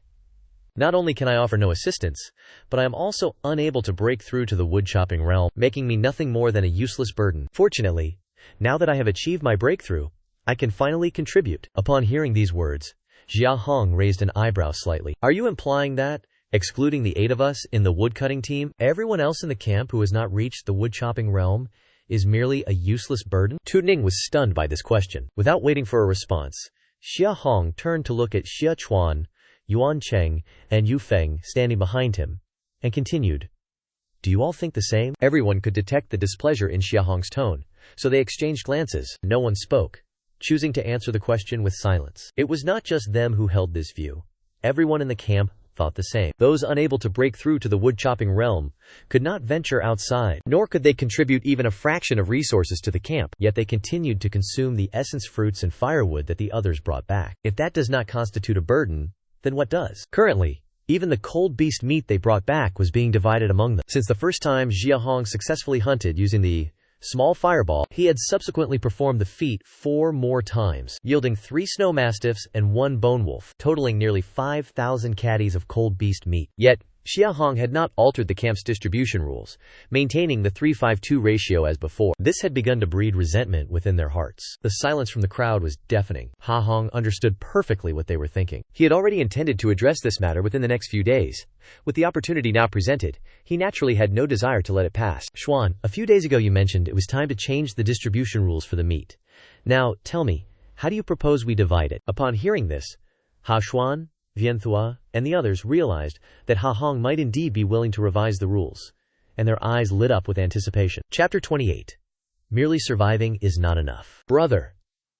Ha Xuan hurriedly spoke, accidentally reverting to the old way of addressing him. After receiving a sharp glare from Ha Hong, he quickly corrected himself. Leader, we are unanimous in our belief that things should return to how they were before. 9/10 of the cold beast meat should be allocated to those of us who go out to hunt, and the remaining portion divided among the rest. In this way, we will grow stronger rapidly, and the amount of prey we bring back will only increase. Vienthua, standing beside him, could not refrain from speaking up as well. Furthermore, regarding the spirit fruits, each person receiving 2 per day is far too generous. That too should be reverted to the previous arrangement. 1 fruit per person each day is sufficient to sustain their lives. The 3 ice pillar trees have yet to bear new fruit. At our current rate of consumption, we have at most enough to last for another month. If we exhaust the supply before the new batch matures, we will face a significant crisis. In truth, Ha Hong had long anticipated their desire to restore the old system. Including himself, the settlement now boasted 8 individuals at the wood-cleansing realm. The gap between them and the era of Ha Din was no longer so vast. With the wood-cutting team re-established, it was only logical that the old regulations be reinstated. It was not just Vienthua and Nhac Fong. Even his own younger brother, Ha Xuan, held this view. Ha Kong did not answer immediately. He swept his gaze across everyone present before speaking in a measured tone. Let me ask you all a question. What is the ultimate goal of the 7 of you? To survive. He Xuan was the first to answer. To survive, and to ensure my mother is well fed. To survive, so that my younger brother may live, and to protect my sister. While the answers from the 7 varied, the core sentiment remained the same. It was all about survival and the protection of their kin. If that is the case, we could simply go out every day to search for ice pillar trees and gather spirit fruits. Why then would we go to such great lengths, risking our— Xia Hong's question left everyone stunned, for they all knew well that only by growing stronger could they hope to survive, could they not? Everyone present nodded in silent agreement. Then, when I hunted the first frost beast, I should not have shared it with you all. If I had consumed the beast's flesh and blood alone to rapidly increase my own strength, would I not have been better equipped to survive? Upon hearing this, the expressions of those present froze, and one by one, looks of shame began to surface on their faces. My goal is to grow stronger in order to survive. That is your goal as well, and it is even more true for them. Xia Hong pointed toward the rest of the camp, where the others were gathered around the fire, and continued. Over this past period, you have followed me out into the wilds, and witnessed firsthand that the strength of the frost beasts far exceeds our own. Therefore, whether you rely on me alone or the strength of the 8 of us, neither can guarantee our survival. Xia Hong paused for a brief moment before adding, even 13 men would not be enough. Otherwise, our father's group would not have met such a tragic end, would they? Right? I shared the frost beast meat with you, because I know that to survive, relying on the strength of a single person is woefully insufficient. That is why I placed my hopes on all of you achieving a breakthrough as quickly as possible. Only when the number of cultivators in the timber-chopping realm increases will we be safer when venturing out, and our harvest from hunting and foraging will grow. Now, as I distribute the majority of the frost beast meat to the remaining youths in the camp, my intent remains the same as before. I hope to see the number of timber-chopping realm cultivators within the camp continue to rise, and for our ranks to grow ever more powerful. After finishing his words, Xia Hong saw that everyone was bowing their heads in deep thought, and he let out a soft sigh. In reality, this was a matter of how to distribute resources. Since ancient times, the promise of gain has always stirred the hearts of men, especially when that gain is directly linked to one's life. Was the system that Jia Ding implemented previously flawed? Not necessarily, but it depended entirely on the circumstances. At that time, the great Xia camp lacked the ability to hunt, and frost beast meat was scarce. fluctuating from feast to famine. In a situation where there were too many mouths and too little food, Jia Ding had no choice but to prioritize the members of the woodcutting team. But things have changed. With the little fire starter now able to lure the frost beasts, the camp has finally gained the ability to hunt. Frost beast meat is not exactly abundant, but it is certainly far more plentiful than it was before. If one were to stubbornly cling to the old ways, they would not only fail to win the hearts of the people, but also severely hinder the growth of the camp. To put it simply, Xia Hong had already reached the point where he could liberate himself from the manual labor of woodcutting. Now, whenever they go out, the woodcutting duties are handled by Xia Chuan and Yuan Cheng, while he devotes his focus to surveying the terrain, scouting for the positions of the frost beasts, and envisioning a future where there are enough members in the timber-chopping realm. The encampment could be divided into two distinct teams, one team dedicated to hunting, while the other focuses on gathering firewood and harvesting spirit fruit. A separate team could even be established for terrain reconnaissance. Any organization that seeks to maximize efficiency must implement a clear division of labor. By delegating responsibilities into specialized departments, where each individual performs their duty, we can achieve optimal results. This principle, which was elementary in his previous life, was something Xia Hong now had to patiently explain in language they could comprehend. Cold beasts are formidable, but have you not noticed? Yu Feng, Lin Kai, as more of our people achieve breakthroughs, our hunting success rate rises accordingly. Xu Ning achieved a breakthrough today. Who is to say our success rate will not be even higher tomorrow? Consider this. If the number of warriors at the wood refining stage reach 20 or 30, or perhaps even 40 or 50, then regardless of whether we face a snow sect or a bone wolf, we could simply overwhelm them through sheer numbers alone. Would we still have reason to fear a lack of beast meat? These words caused the eyes of Xia Chuan and his men to light up. Having followed Xia Hong on hunts for some time now, they had all witnessed firsthand the steady increase in their success rate. It was true.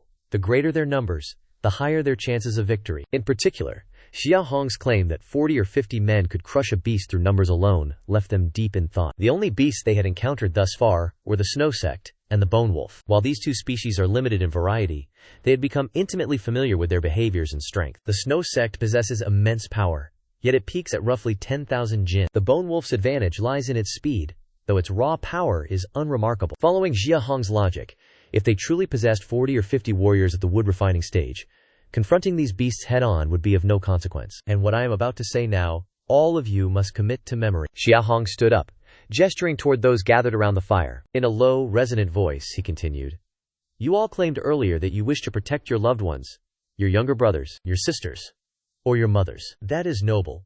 But I also expect you to remember that the world outside is fraught with peril. None of you can guarantee that every time you set out to hunt, you will return alive. If, one day, any one of us were to unfortunately perish, your own kin would be among those left behind. When that day comes, if someone were to propose denying them a share of the beast meat, providing them with only a single spirit fruit per day, would you hope for my agreement?" Xia Hong intentionally deepened his voice as he delivered that final question. It struck their ears like a thunderclap, causing all 7 men to tremble violently. They were jolted back to their senses, suddenly realizing how selfish and foolish their recent thoughts had been. Xia Chuan and Yuan Cheng, in particular, those who had just proposed changing the regulations, lowered their heads even further, their faces masked with shame. We are a collective. As a collective, we cannot afford to think only of ourselves. The flesh of the frost beasts is vital because it grants strength to those who consume it. However, if only a handful of individuals grow strong, much like the previous generation of the woodcutting team, you have all witnessed the final outcome yourselves. Faced with the fiends, we had no power to resist and could only offer up our lives. Therefore, we must elevate our overall strength. When the day comes that everyone in this camp has reached the wood-splitting realm, will we still have reason to fear the frost beasts? By then, even when the fiends descend, we will possess the power to engage them in battle. Take note, the overall strength I speak of includes your own families as well. Xia Hong's voice carried a weight of genuine emotion as he spoke these words. Upon hearing this, the expressions of those present shifted from shame to firm resolve, and the gazes they turned toward Xia Hong were filled with newfound respect and submission. In fact, without them even realizing it, a crowd had gathered around the bonfire. Hearing Xia Hong's words, their faces were also filled with deep emotion. Our goal is survival. That is correct. But merely surviving is not enough. We must live with dignity. We must possess the power to command respect. We are human beings, not some wretched creatures that cower in the shadows. It is those fiendish frost beasts that should be the ones fleeing from us. There will come a day when I force them to kneel and tremble before the Daxia camp. Chapter 29. New Rules. Jia Hong was never a man who compromised easily. Much like during the final stages of his struggle with amyotrophic lateral sclerosis in his past life, when he felt he was losing all ability to move and was destined to become a complete invalid, he chose to take his own life. If one must live without a shred of dignity, it is better to die a glorious death. Yet, in this world of eternal winter, fraught with peril, achieving such a goal is immensely difficult. Starvation, biting cold, the harsh days, the frost beasts, and the fiends.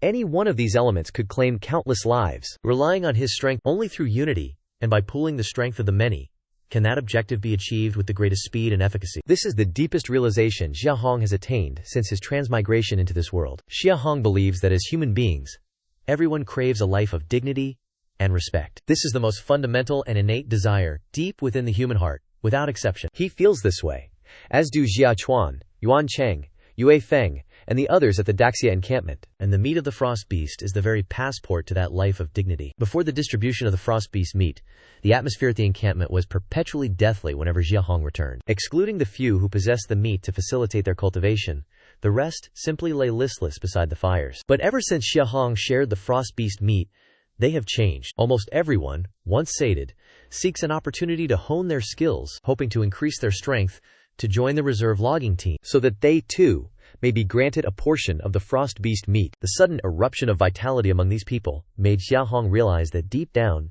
everyone in the encampment yearns for change. Provided with an opportunity, any individual is capable of unleashing immense energy. When countless individuals unleash such energy to form a collective, marching toward a single goal, no obstacle can withstand them. The saying that many hands make light work is by no means an empty phrase. The scale of an encampment is determined by its population.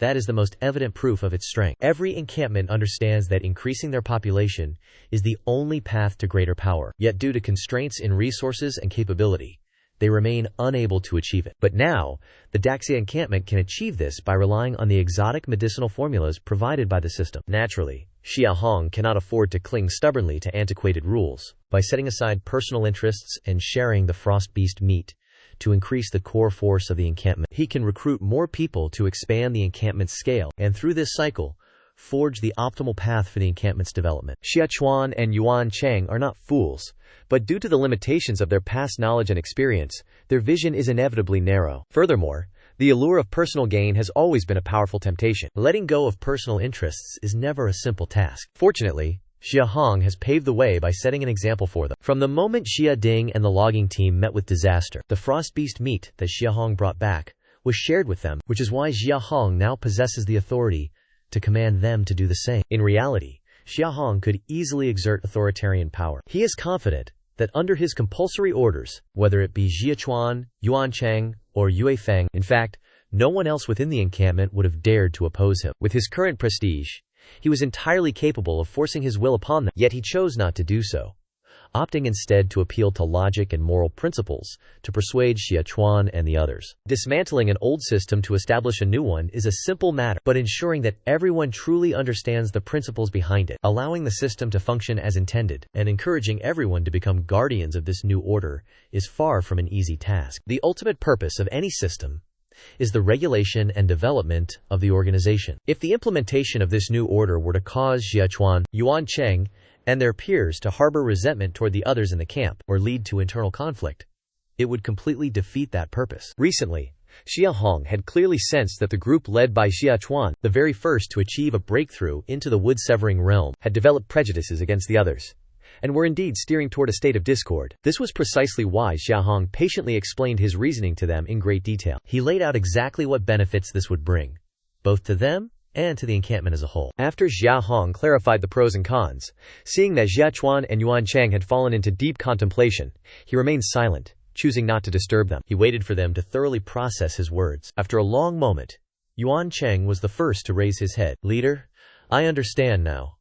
Only when everyone grows stronger together will we truly have no reason to fear those ice beasts, and only then will we ensure that the tragedies of the past do not repeat themselves. I am willing to follow your lead. Let the distribution of meat remain at the 3-5-2 ratio. No matter how strong an individual becomes, One person alone cannot alter the overall environment of our camp. The leader is right. Only when everyone contributes can we live better and endure longer. I also agree to keep the meat distribution rule unchanged. Indeed, we now possess the hunting capability to secure more ice beast meat than before, which is enough to cultivate more combatants in the wood-severing realm. If we stubbornly cling to the old ways, our clan will, at best, only return to its former state. I also support the leader's proposal.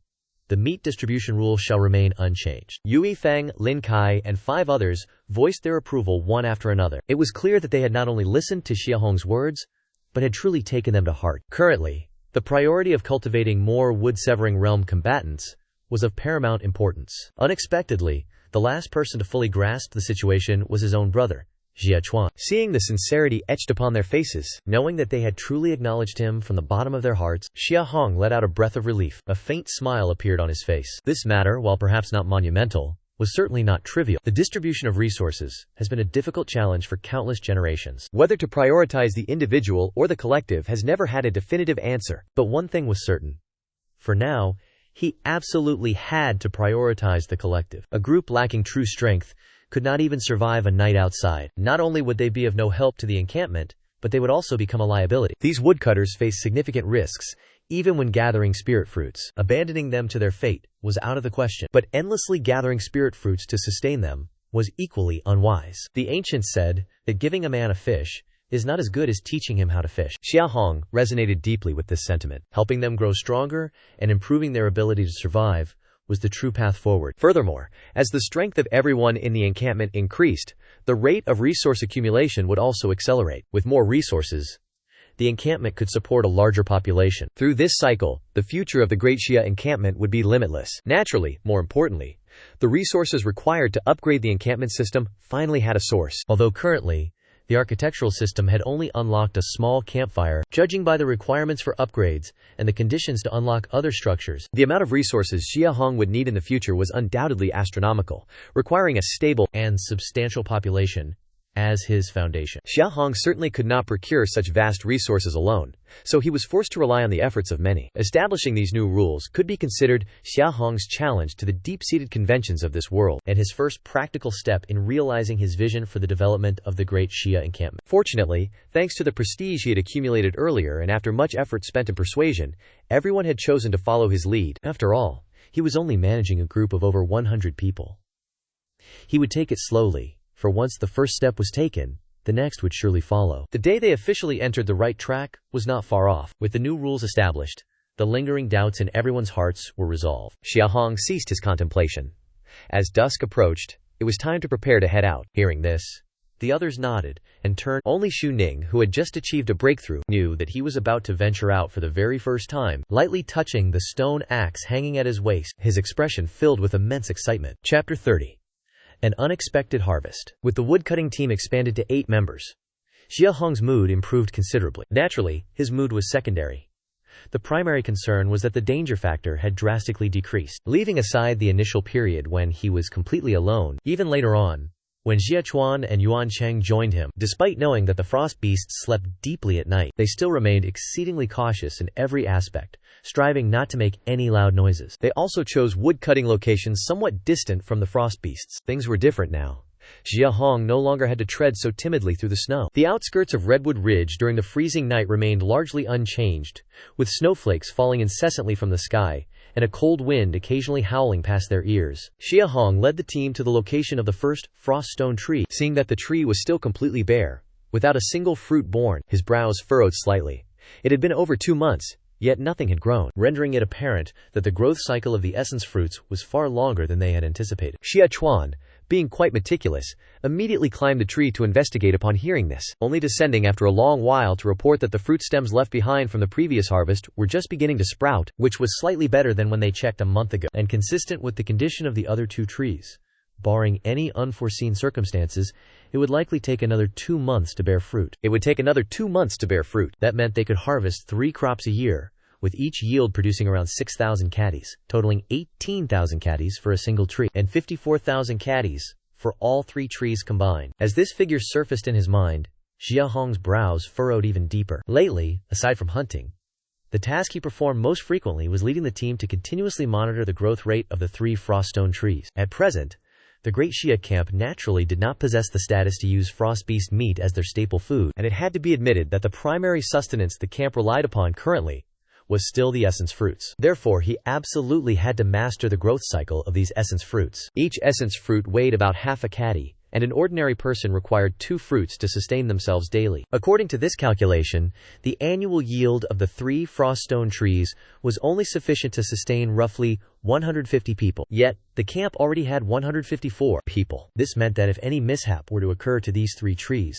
the camp would highly likely face a severe food shortage. Clearly, Xia Hong was not the only one to realize this deficit in essence fruits. After contemplating for a moment, Xia Chuan immediately questioned in return, "Chief, how did our father's generation manage to sustain over 200 people in the past?" Xia Hong had also considered this very point. When Jia Ding was still in power, the total population of the camp exceeded 230 people. Even if the daily ration of essence fruits back then was not as abundant as the standard he currently enforced, relying solely on these 3 trees could not possibly have kept that many people fed. Pondering for a moment, Xia Hong looked toward the depths of Redwood Ridge, then shook his head and turned his gaze toward the territory of the Great Stone Camp to the west. It seems not only did the Great Stone Camp cross the boundary, but father also crossed it in the past. This conclusion was easily drawn. With the strength of Xia Ding's group, they certainly would not have dared to venture deep into the inner regions of Redwood Ridge. The population of the Great Stone Camp is said to be over 300 people.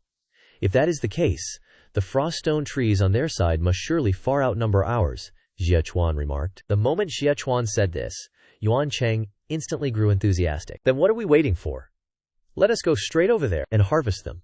Wouldn't that solve everything? When they led their people over to our side to steal essence fruits before, they certainly did not show any mercy. Yue Feng and Lin Kai also nodded in agreement, as they had also heard of that incident. Xia Hong looked toward the inner depths of Redwood Ridge, pondered for a moment, and then nodded as well. At present, they lacked the strength to venture deep into Redwood Ridge, so they could only resort to temporarily borrowing the other camp's essence fruits. Judging from the fact that Jia Ding could sustain that many people in the past without igniting any fierce conflicts with the Great Stone Camp, it was evident that the essence fruits on that side must be in surplus. Furthermore, since Great Stone was the first to commit a wrongdoing, they had absolutely no psychological burden. Let us head over now and see what the condition of the froststone trees is like on their side. With a single command from Xia Hong, he led the 7 men across the boundary. In truth, beyond merely checking the condition of the froststone trees there, Xia Hong also wanted to see if they would cross paths with anyone from the Great Stone Camp. It was rather strange.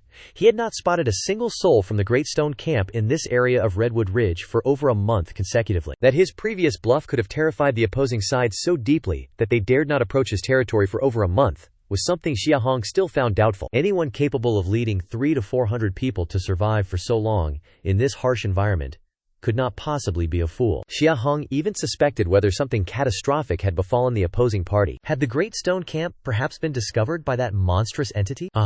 There is something hidden on the ground. Xia Hong, who was deeply lost in thought, was abruptly interrupted by Chu Bang's loud shout. Everyone halted and turned their heads, only to see that he had already stripped off his straw shoe and was clutching the sole of his foot, his mouth hissing from the sharp pain. The entire group quickly gathered around him to inquire about the situation. As Chiwa Bang released his grip, everyone finally discovered that a wound about 2 inches long had been slashed across the sole of his foot. Judging by the bleeding, the wound was also exceptionally deep. The first reaction of everyone upon seeing the injury was sheer bewilderment. Though the 8 of them did not possess proper boots and all wore shoes woven from dry straw, they nonetheless possessed the cultivation of the wood-cleaving realm, meaning their physical bodies were absolute magnitudes, stronger than those of ordinary mortals. Let alone being inflicted with a wound this deep, even sustaining a mere scratch was a rare occurrence. They could not fathom what he had stepped on to be cut so deeply in a single instance. Hearing Chu Bang's words, Xia Hong immediately lowered his head, carefully searching the ground around the man's feet. The ground was entirely covered in accumulated snow,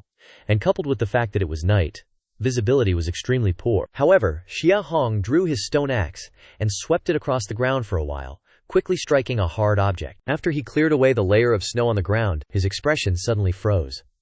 Lying there on the earth was a gleaming broadsword, its blade moderately long and wide, with the entire weapon spanning about 1.5 meters in length. Is this not the broadsword belonging to Wang Ming of the Great Stone Camp? Yuan Cheng cried out in astonishment, recognizing the weapon instantly. Xia Chuan, standing beside him, remained silent, but clearly recognized it as well. The moment Xia Hong took the broadsword into his hands, a look of wild ecstasy immediately surfaced on his face, yet he quickly regained his composure, casting his gaze beneath where the weapon had lain, as there seemed to be something else buried underneath. Xia Hong first set the broadsword aside, then cleared away another layer of accumulated snow, and a corpse instantly met everyone's eyes. It was Wang Ming.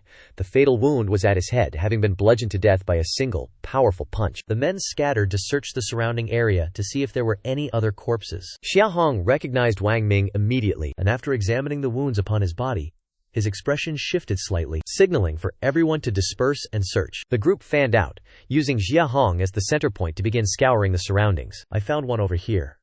The wound is a single red dot right between the eyebrows. There is another one next to it, also with a fatal wound.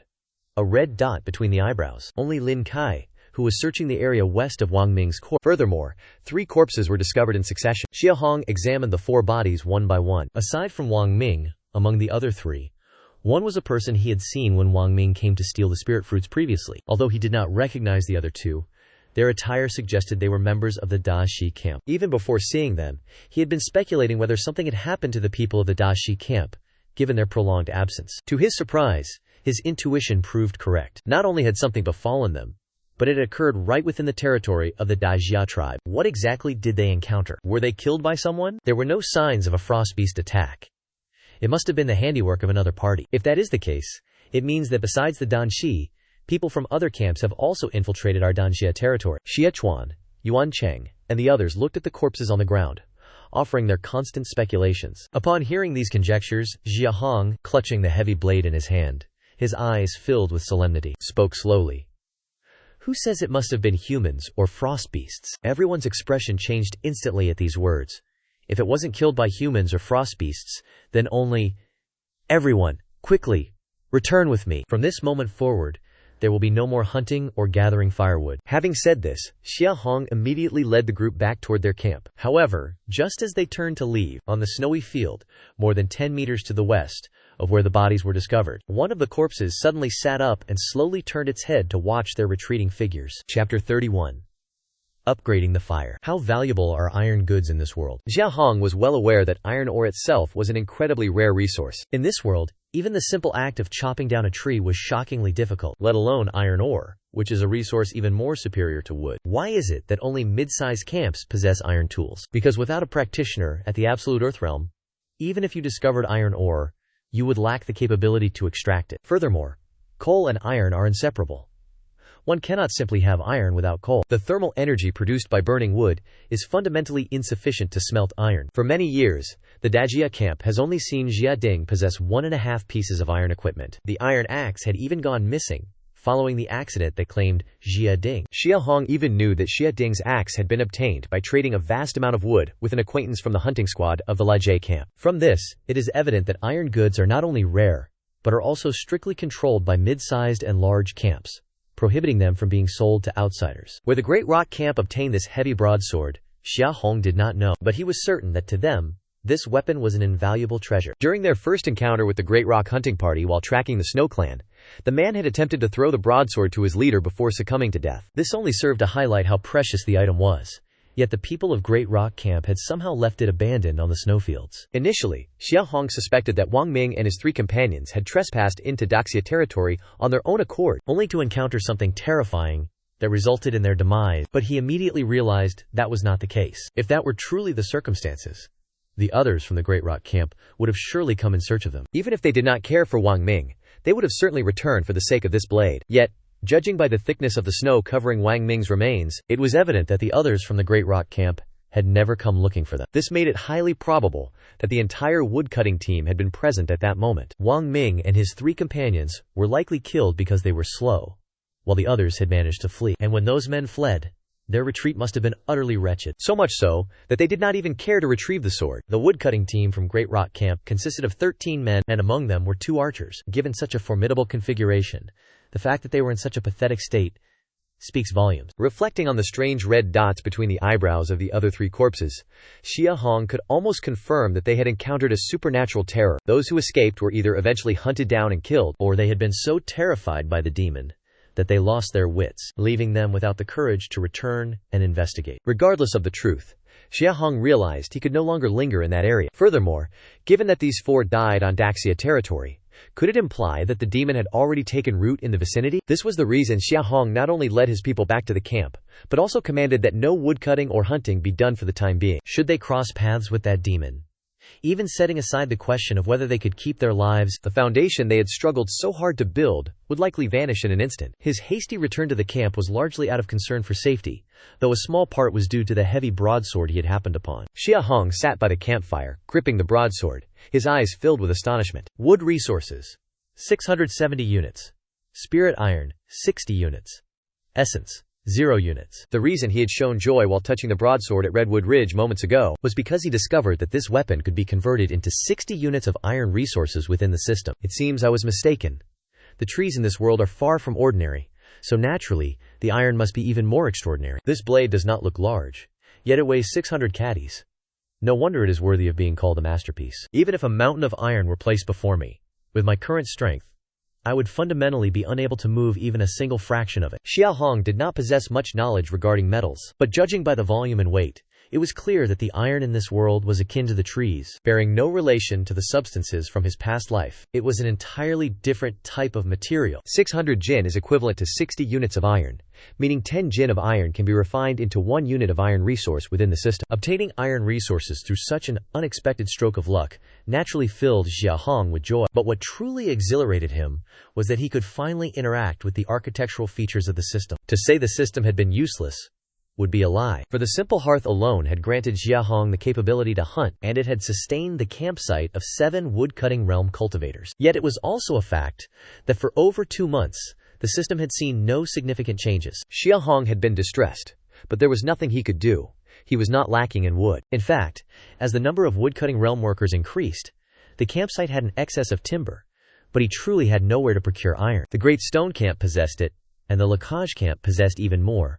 But it was obvious they would never trade with him. And even if they were willing to sell, what could he possibly offer in exchange? The most critical issue was that he did not even know the location of the Laj camp. Possessing a system, but lacking the necessary resources, he could neither upgrade his foundations nor unlock new structures. Xia Hong had been plagued by these worries for some time, and if not for the steady progress being made in the construction of the campsite every day, he might have already been forced to consider risking his life to seek out iron. The object of his nightly longing had now been obtained in such a dramatic fashion. Xia Hong felt as though he were dreaming, yet the task at hand remained the priority. Suppressing the excitement in his heart, he opened the system interface. Tier 1 Small Hearth.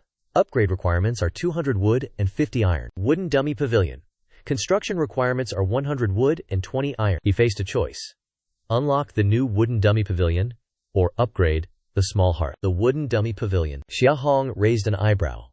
This name was not foreign to him, as it was a type of martial arts training apparatus. In other words, the function of this structure was highly likely intended to assist in martial cultivation. Naturally, a wooden dummy pavilion created by the system would certainly be far more than. However, judging by the functionality of the small bonfire, the difference is likely negligible. Xia Hong shook his head, quickly casting aside the idea of constructing the wooden man villa. The most difficult aspect of the wood-punishing realm cultivation is the meat of the frost beasts, whereas its actual connection to martial arts training is not particularly significant. Moreover, his own proficiency in martial arts is by no means low, so practicing on his own presents no problem at all. Instructing others is even more well within his capabilities. Therefore, the wooden man villa can wait for another time. The small bonfire, however, is a different matter.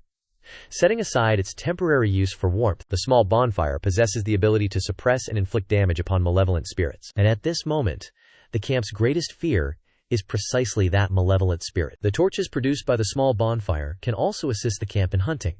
More importantly, the bonfire requires wood. Currently, Xia Hong has an abundance of wood at his disposal. Regardless of whether one considers functionality or resources, upgrading the small bonfire is clearly the most prudent course of action. Having reached a decision, Xia Hong did not hesitate further. He looked at the fire before him and selected the option to upgrade the small bonfire. Boom! A sudden, deafening explosion echoed through the air. The bonfire at the center of the cavern seemed as if it had been doused with oil. The flames, previously 2 to 3 meters high, instantly surged by another meter. The surrounding temperature rose rapidly, to a level easily perceptible to the human body. Why did the firewood suddenly flare up so violently? It feels warmer, doesn't it? Indeed, it is noticeably warmer out here as well. Xia Hong paid no mind to the exclamations of the people in the camp, focusing his attention solely on the attributes of the bonfire after its upgrade. Level 2 Iron Smelting Furnace. By burning charcoal, it can significantly increase the temperature within a 100-meter radius. The deterrent effect and damage dealt to low-level malevolent spirits are greatly increased, though it simultaneously exerts a stronger attraction toward frost beasts. Charcoal resources can be consumed for the purpose of smelting iron. Special function. For every 10 units of wood resources burned, one little fire torch can be created. Its functionality is similar to the small bonfire and can be carried on one's person. Every 100 units of wood can create one portion of condensed fire oil. Condensed fire oil. This oil is harmless to humans but ignites upon contact with malevolent spirits, possessing extreme lethality against them. Upgrade requirements: 2,000 wood, 5,000 iron. Upon finishing his inspection, Xia Hong was immediately filled with excitement. Chapter 32. The Frost Beast Attack. After the small bonfire upgraded into the iron-smelting furnace, the effectiveness has increased significantly, with the heat radiation range expanding from less than 10 meters to over 100 meters, and its lethality and deterrent capability vastly strengthened, though the exact specifications of this standard remain unclear for the time being. It is even capable of directly burning coal for iron forging. The functions of the little fire starter remain, and most importantly, a new special item has been added. Condensed fire oil. Upon contact with ghosts, it erupts into flames. Memories of the first time he summoned the small flame, reducing the impostor's wooden peak to ashes in an instant, flooded back into his mind. Xia Hong immediately looked forward to the utility of the condensed fire oil.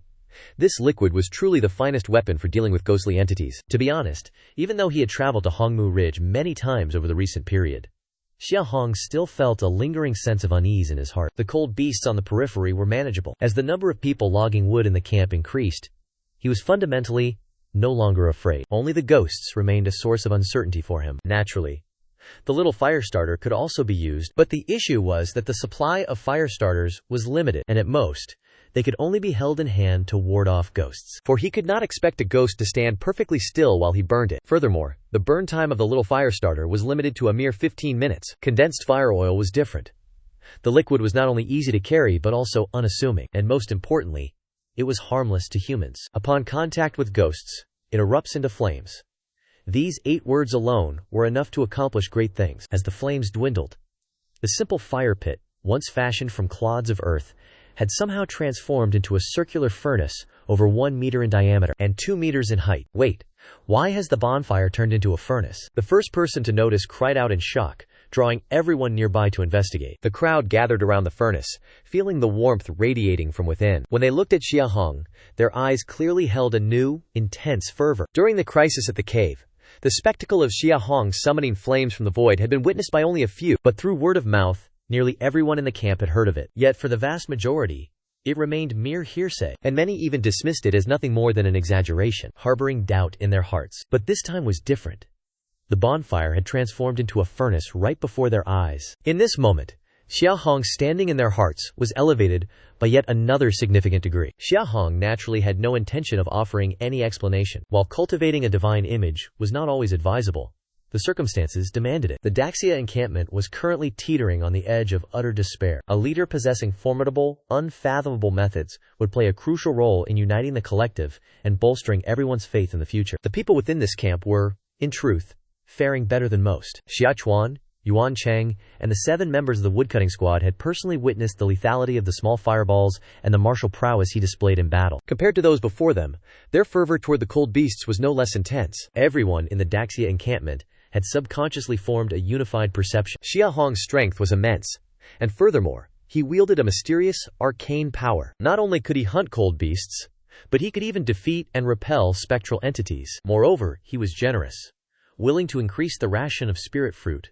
so that everyone could eat their fill. At the same time, he acted with complete impartiality, readily distributing the meat of the cold beasts to enhance everyone's cultivation. Following this realization, everyone reached an unspoken consensus. Only with Xia Hong as their leader could they survive longer and live better lives. Xia Hong possessed no telepathic abilities and was unaware of the inner thoughts of the crowd. But from the way they looked at him, he could easily discern 2 facts. The first was that his standing in their hearts was rising at a truly staggering rate. The other was that everyone in the encampment, from his younger brother Xia Chuan and the woodcutting squad, to the ordinary settlers, from the middle-aged to the young, had begun to harbor a genuine craving for life in their eyes, along with a newfound hope for the future. Over the next few days, Jia Hong did not lead the team to Hongmu Ridge again. Even though the upgrade to the iron furnace had doubled the daily wood consumption to 4 units per day, the wood resources currently in Jia Hong's possession were more than abundant. With 470 units of wood, he could sustain the encampment for over 3 months without ever venturing outside. Coupled with the over 10,000 caddies of spirit fruit stockpiled over time,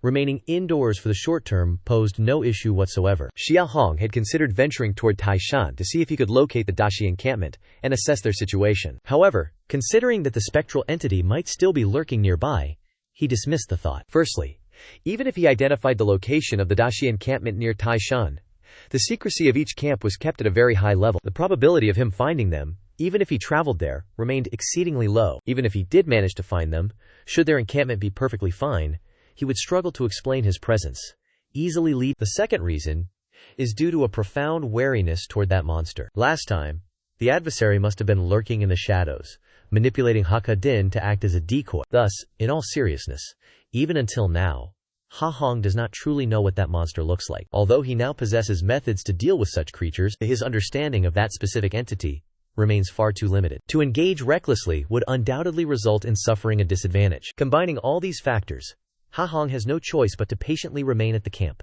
leading everyone in cultivation, while researching ways to counter the monster. Follow me in practicing the long fist technique. Beyond helping you increase the absorption efficiency of the cold beast meat's essence, it serves a more critical purpose: enhancing your practical combat capabilities. Beside the hearth, Ha Hong, stripped to the waist, unleashed continuous, compact punches accompanied by sharp, whistling gusts of wind. He explained the profound essence of the Taizu Long First to those gathered around him, for regardless of the martial art, training ultimately boils down to 2 things: reaction time and explosive power. These 2 factors are your greatest assets when facing an enemy in battle. Reaction capability is the ability to anticipate danger before it manifests. Take the cold beast as an example. Before it even raises its claws, you must be able to judge which direction it will strike from and react in a timely manner. In doing so, it will be unable to cause you harm. As for explosive power, it is the ability to generate the greatest force at the fastest speed within the shortest possible time. This is the most effective method to inflict damage upon an enemy. Whether barehanded or wielding a weapon, the principle remains identical. Ha Hong swung his fists with increasing velocity. The powerful wind generated caused the fire in the hearth to roar. He continued. Although the base strength of the woodcutting realm is 5,000 jin, that is merely the base strength in a static state. Being able to lift a 5,000 jin object does not mean you can deliver a 5,000 jin punch. When truly engaged in battle, due to physical reaction and limitations in movement, it is very difficult for you to exert the full 5,000 jin of force. Therefore, you must train unceasingly so that your muscles continuously improve and grow accustomed to striking. Only then can you maximize your true strength. The greater the range of motion of the body, the more muscles are engaged, which in turn impacts the speed and power of the punch. Therefore, the Taizu Long First consists of Zhaozhan, Taizan, Tanshu, and Heizhan. The simplest form is the short-range Zhao Zihan. Ha Hong's punching motion was rapid, yet the range of his movement was limited to a narrow space. Yet the fist energy friction against the air still produced intense, whistling sounds. You have not practiced the Zhaozhan form for long, so at most, you can only exert half of your base strength. But as long as you practice diligently, you will be able to strike with 80% of your potential. Just like me. Once you have mastered the basic combat techniques, I will teach you the Taizan martial arts, where the power of the fists, feet, and waist unite as one. Not only will you be able to unleash 100% of your fist force at will, but if you refine it to a profound level, you will even be able to erupt with strength that transcends the limits of the human body. The group led by Jia Chuan nodded with excitement. They had all accompanied Jia Hong outside previously and had witnessed him demonstrate the 3 basic combat forms as well as the Tai Zihan style, so they understood the lethality of this martial technique. In truth, this style is most formidable when coordinated with weaponry. Boom, boom, boom. As Xia Hong was speaking, a massive tremor suddenly shook the earth beneath their feet. His expression shifted instantly, and he looked up toward the cave entrance. Everyone surrounding the hearth immediately stood up, turning their heads in unison toward the cave entrance. Something is charging toward us. A disturbance of this magnitude suggests it is a frost beast. Our cave entrance is sealed. How could a frost beast have detected us? It is currently daytime. If we are truly discovered by a frost beast, we are finished. The faces of the vast majority of those in the camp were filled with despair. Chapter 33. Beast Arena. Yuan Cheng and Lin Kai, extinguish the hearth. Jia Chuan, Yue Feng, the 5 of you, follow me to the cave entrance. Everyone else, Retreat further inside. Quickly! In this moment of crisis, Xiahong swiftly issued his commands. The frost beast was already too close to the entrance. Fleeing outside was not a viable option, especially during the daylight hours. To venture outside now would be fatal, as even those with cultivation at the wood-punishing realm could not endure the bone-chilling cold, let alone the others in the camp. The cave was not vast, but there was no issue with the crowd retreating 10 meters deep. It is day. Once the fire is extinguished, they will not be able to endure the cold for long. Upon hearing the order, Yuan Cheng felt a wave of panic wash over him, but given the urgency of the situation, he had no time to question it. Only after extinguishing the fire did he finally ask his question. Have you forgotten? The small torches we used when following the leader out to hunt were all ignited from this very hearth. Hearing Lin Kai's reply, Yuan Cheng's expression changed instantly. They had all witnessed the madness with which the frost beast pursued the firebringer. With the hearth burning so brightly, it was no wonder the frost beast had tracked them down. It is fortunate the leader issued the warning. Otherwise, everything would have been ruined. I recall that the torch could not only heal the cold beasts, but also bolster their strength. Yuan Yu, Lin Kai, once the flames are extinguished, come here immediately to assist. Upon hearing Xia Chuan's voice, the two men rushed toward the cave entrance. Quickly carried the timber over to barricade the entrance against any unforeseen dangers. The ground continued to tremble violently. Xia Hong ordered everyone to bring all the stored wood to block the center of the entrance, while he himself stepped toward the gap. He carefully carved a small hole, desperate to see exactly what lay outside. The moment the small opening was created, a beam of light instantly pierced through. Within the cave, devoid of firelight, it was as black as ink. Outside, it was now broad daylight.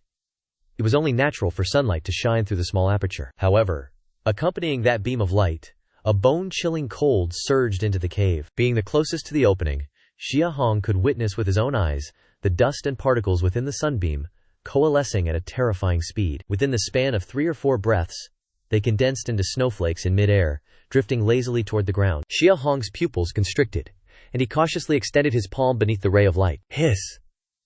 Almost the instant the light touched his palm, a piercing, marrow-numbing cold rushed from his palm straight to the crown of his head. The area on his palm where the light made contact rapidly turned bruised and purple, and the blood within even ceased to circulate. Realizing that the numbness in his palm was rapidly spreading to other parts of his body, Xia Hong's expression changed, and he hurriedly pulled his hand back. It took dozens of vigorous rubs for the sensation of numbness to gradually fade. That the temperature in daylight could be this severe was unfathomable. No wonder it is said that people can only survive in the shadows. Even with the cultivation of the absolute earth realm, I fear one cannot move freely under the sun. Xia Hong flicked his hand, and once it had recovered, he pressed his eye to the small hole to peer outside. If bare skin suffered such damage from mere sunlight, direct exposure to the eyes would be catastrophic. The moment his eye aligned with the hole, a searing, intense pain surged into his brain. Xia Hong suppressed the agony, forcing himself to observe the situation outside. At that sight, Xia Hong's heart plummeted into the abyss. A colossal creature with 6 horns, possessing 4 limbs,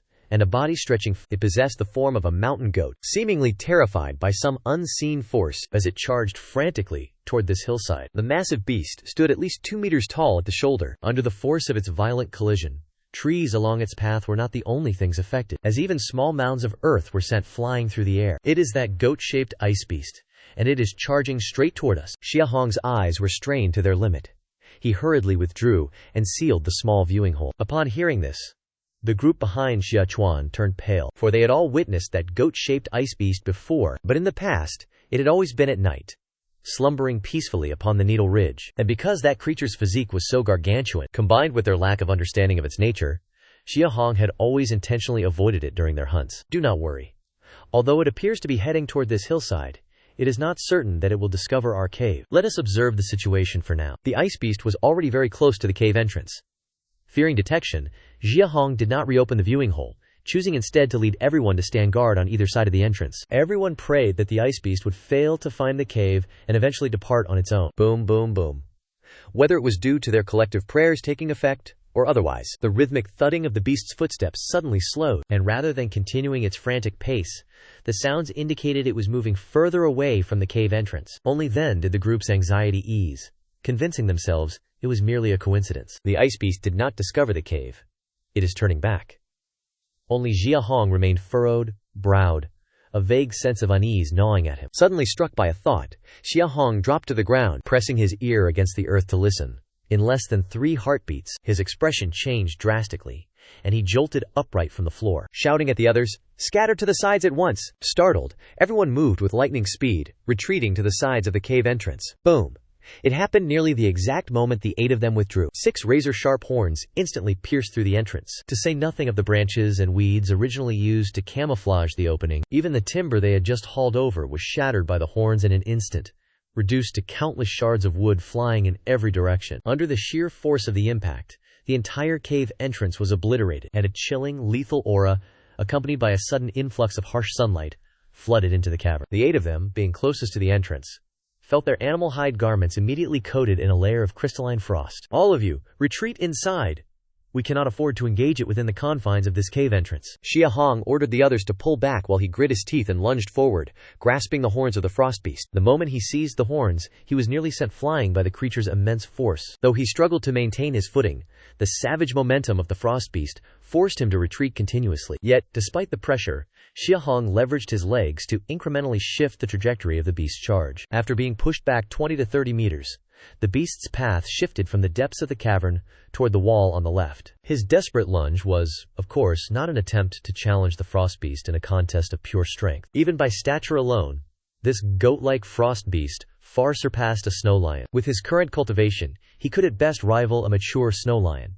He stood no chance of halting this creature head-on. His only objective was to alter the direction of its charge. Everyone had successfully retreated deeper into the cave. Had the frost beast charged straight into the depths, its raw momentum would have been impossible for anyone to withstand. As it neared the left wall, Xia Hong braced his feet against the stone, released his right hand, and drew his stone axe from his belt. Seizing the precise moment the frost beast struck the wall, he swung the axe with all his might. He brought it crashing down upon its head. However, the beast, its head armored with thick, formidable horns, did not even need to shift its body. With a slight tilt of its head, it intercepted Xia Hong's stone axe with its horns. Not only did it deflect the blow, but the impact shattered the stone axe in Xia Hong's hands. Looking at the wooden handle remaining in his grip, Xia Hong felt a jolt of numbness surge through his entire body. "Lali!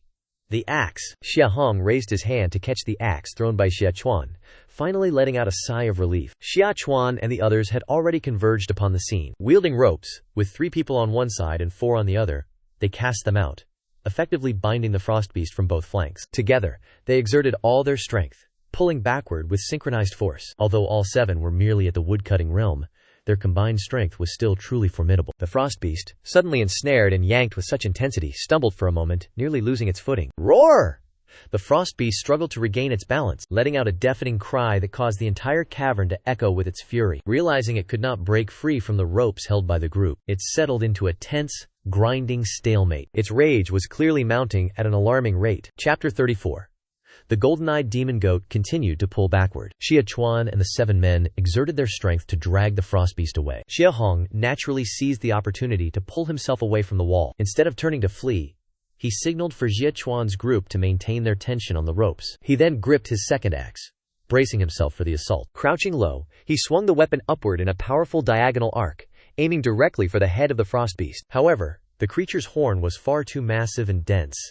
A clean strike was simply impossible. The thick brown and white fur covering its body reached lengths of half a meter, effectively shielding its entire frame. During their brief confrontation moments ago, Xia Hong had already gauged the impenetrable hardness of that coat. The defensive capabilities of this frost beast were undoubtedly even more terrifying than those of the snow chief. Breaking through its hide through conventional means was clearly an exercise in futility. The underside of its chin was perhaps the only vulnerable point Xia Hong could identify. "My physical strength has reached 9,700 jin," he thought. "Combined with the Taizan first technique and the leverage of my weapon, I can unleash a strike exceeding 10,000 jin. I refuse to believe your bones are truly that indestructible." Xia Hong's stone axe surged upward, carving a path through the air. The intense friction against the frigid currents flowing from the cave entrance caused a momentary spark to flash in the empty space. The force behind this blow far exceeded any ordinary imagination. Perhaps sensing the mortal threat, the goat-like frost beast began to thrash about with renewed, frantic ferocity. The 7 men struggling with the ropes were immediately sent stumbling and reeling. Tu Ning, the last of the 7 to achieve a breakthrough, was dragged to the ground. Yet he grit his teeth and refused to release his grip. Planting his feet against a protrusion in the cavern floor to anchor himself, the skin of his soles began to tear, leaving a trail of blood. Boom!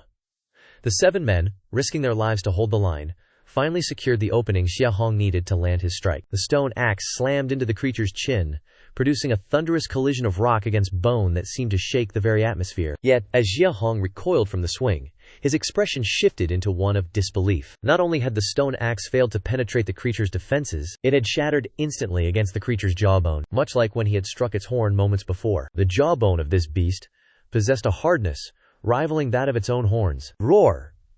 Even though the stone axe had been pulverized, the frost beast was clearly staggered by the searing pain of the impact. It threw its head back and bellowed in fury, its body surging with power far beyond its previous limits, snapping the ropes in an instant. The 7 men were cast aside, tumbling across the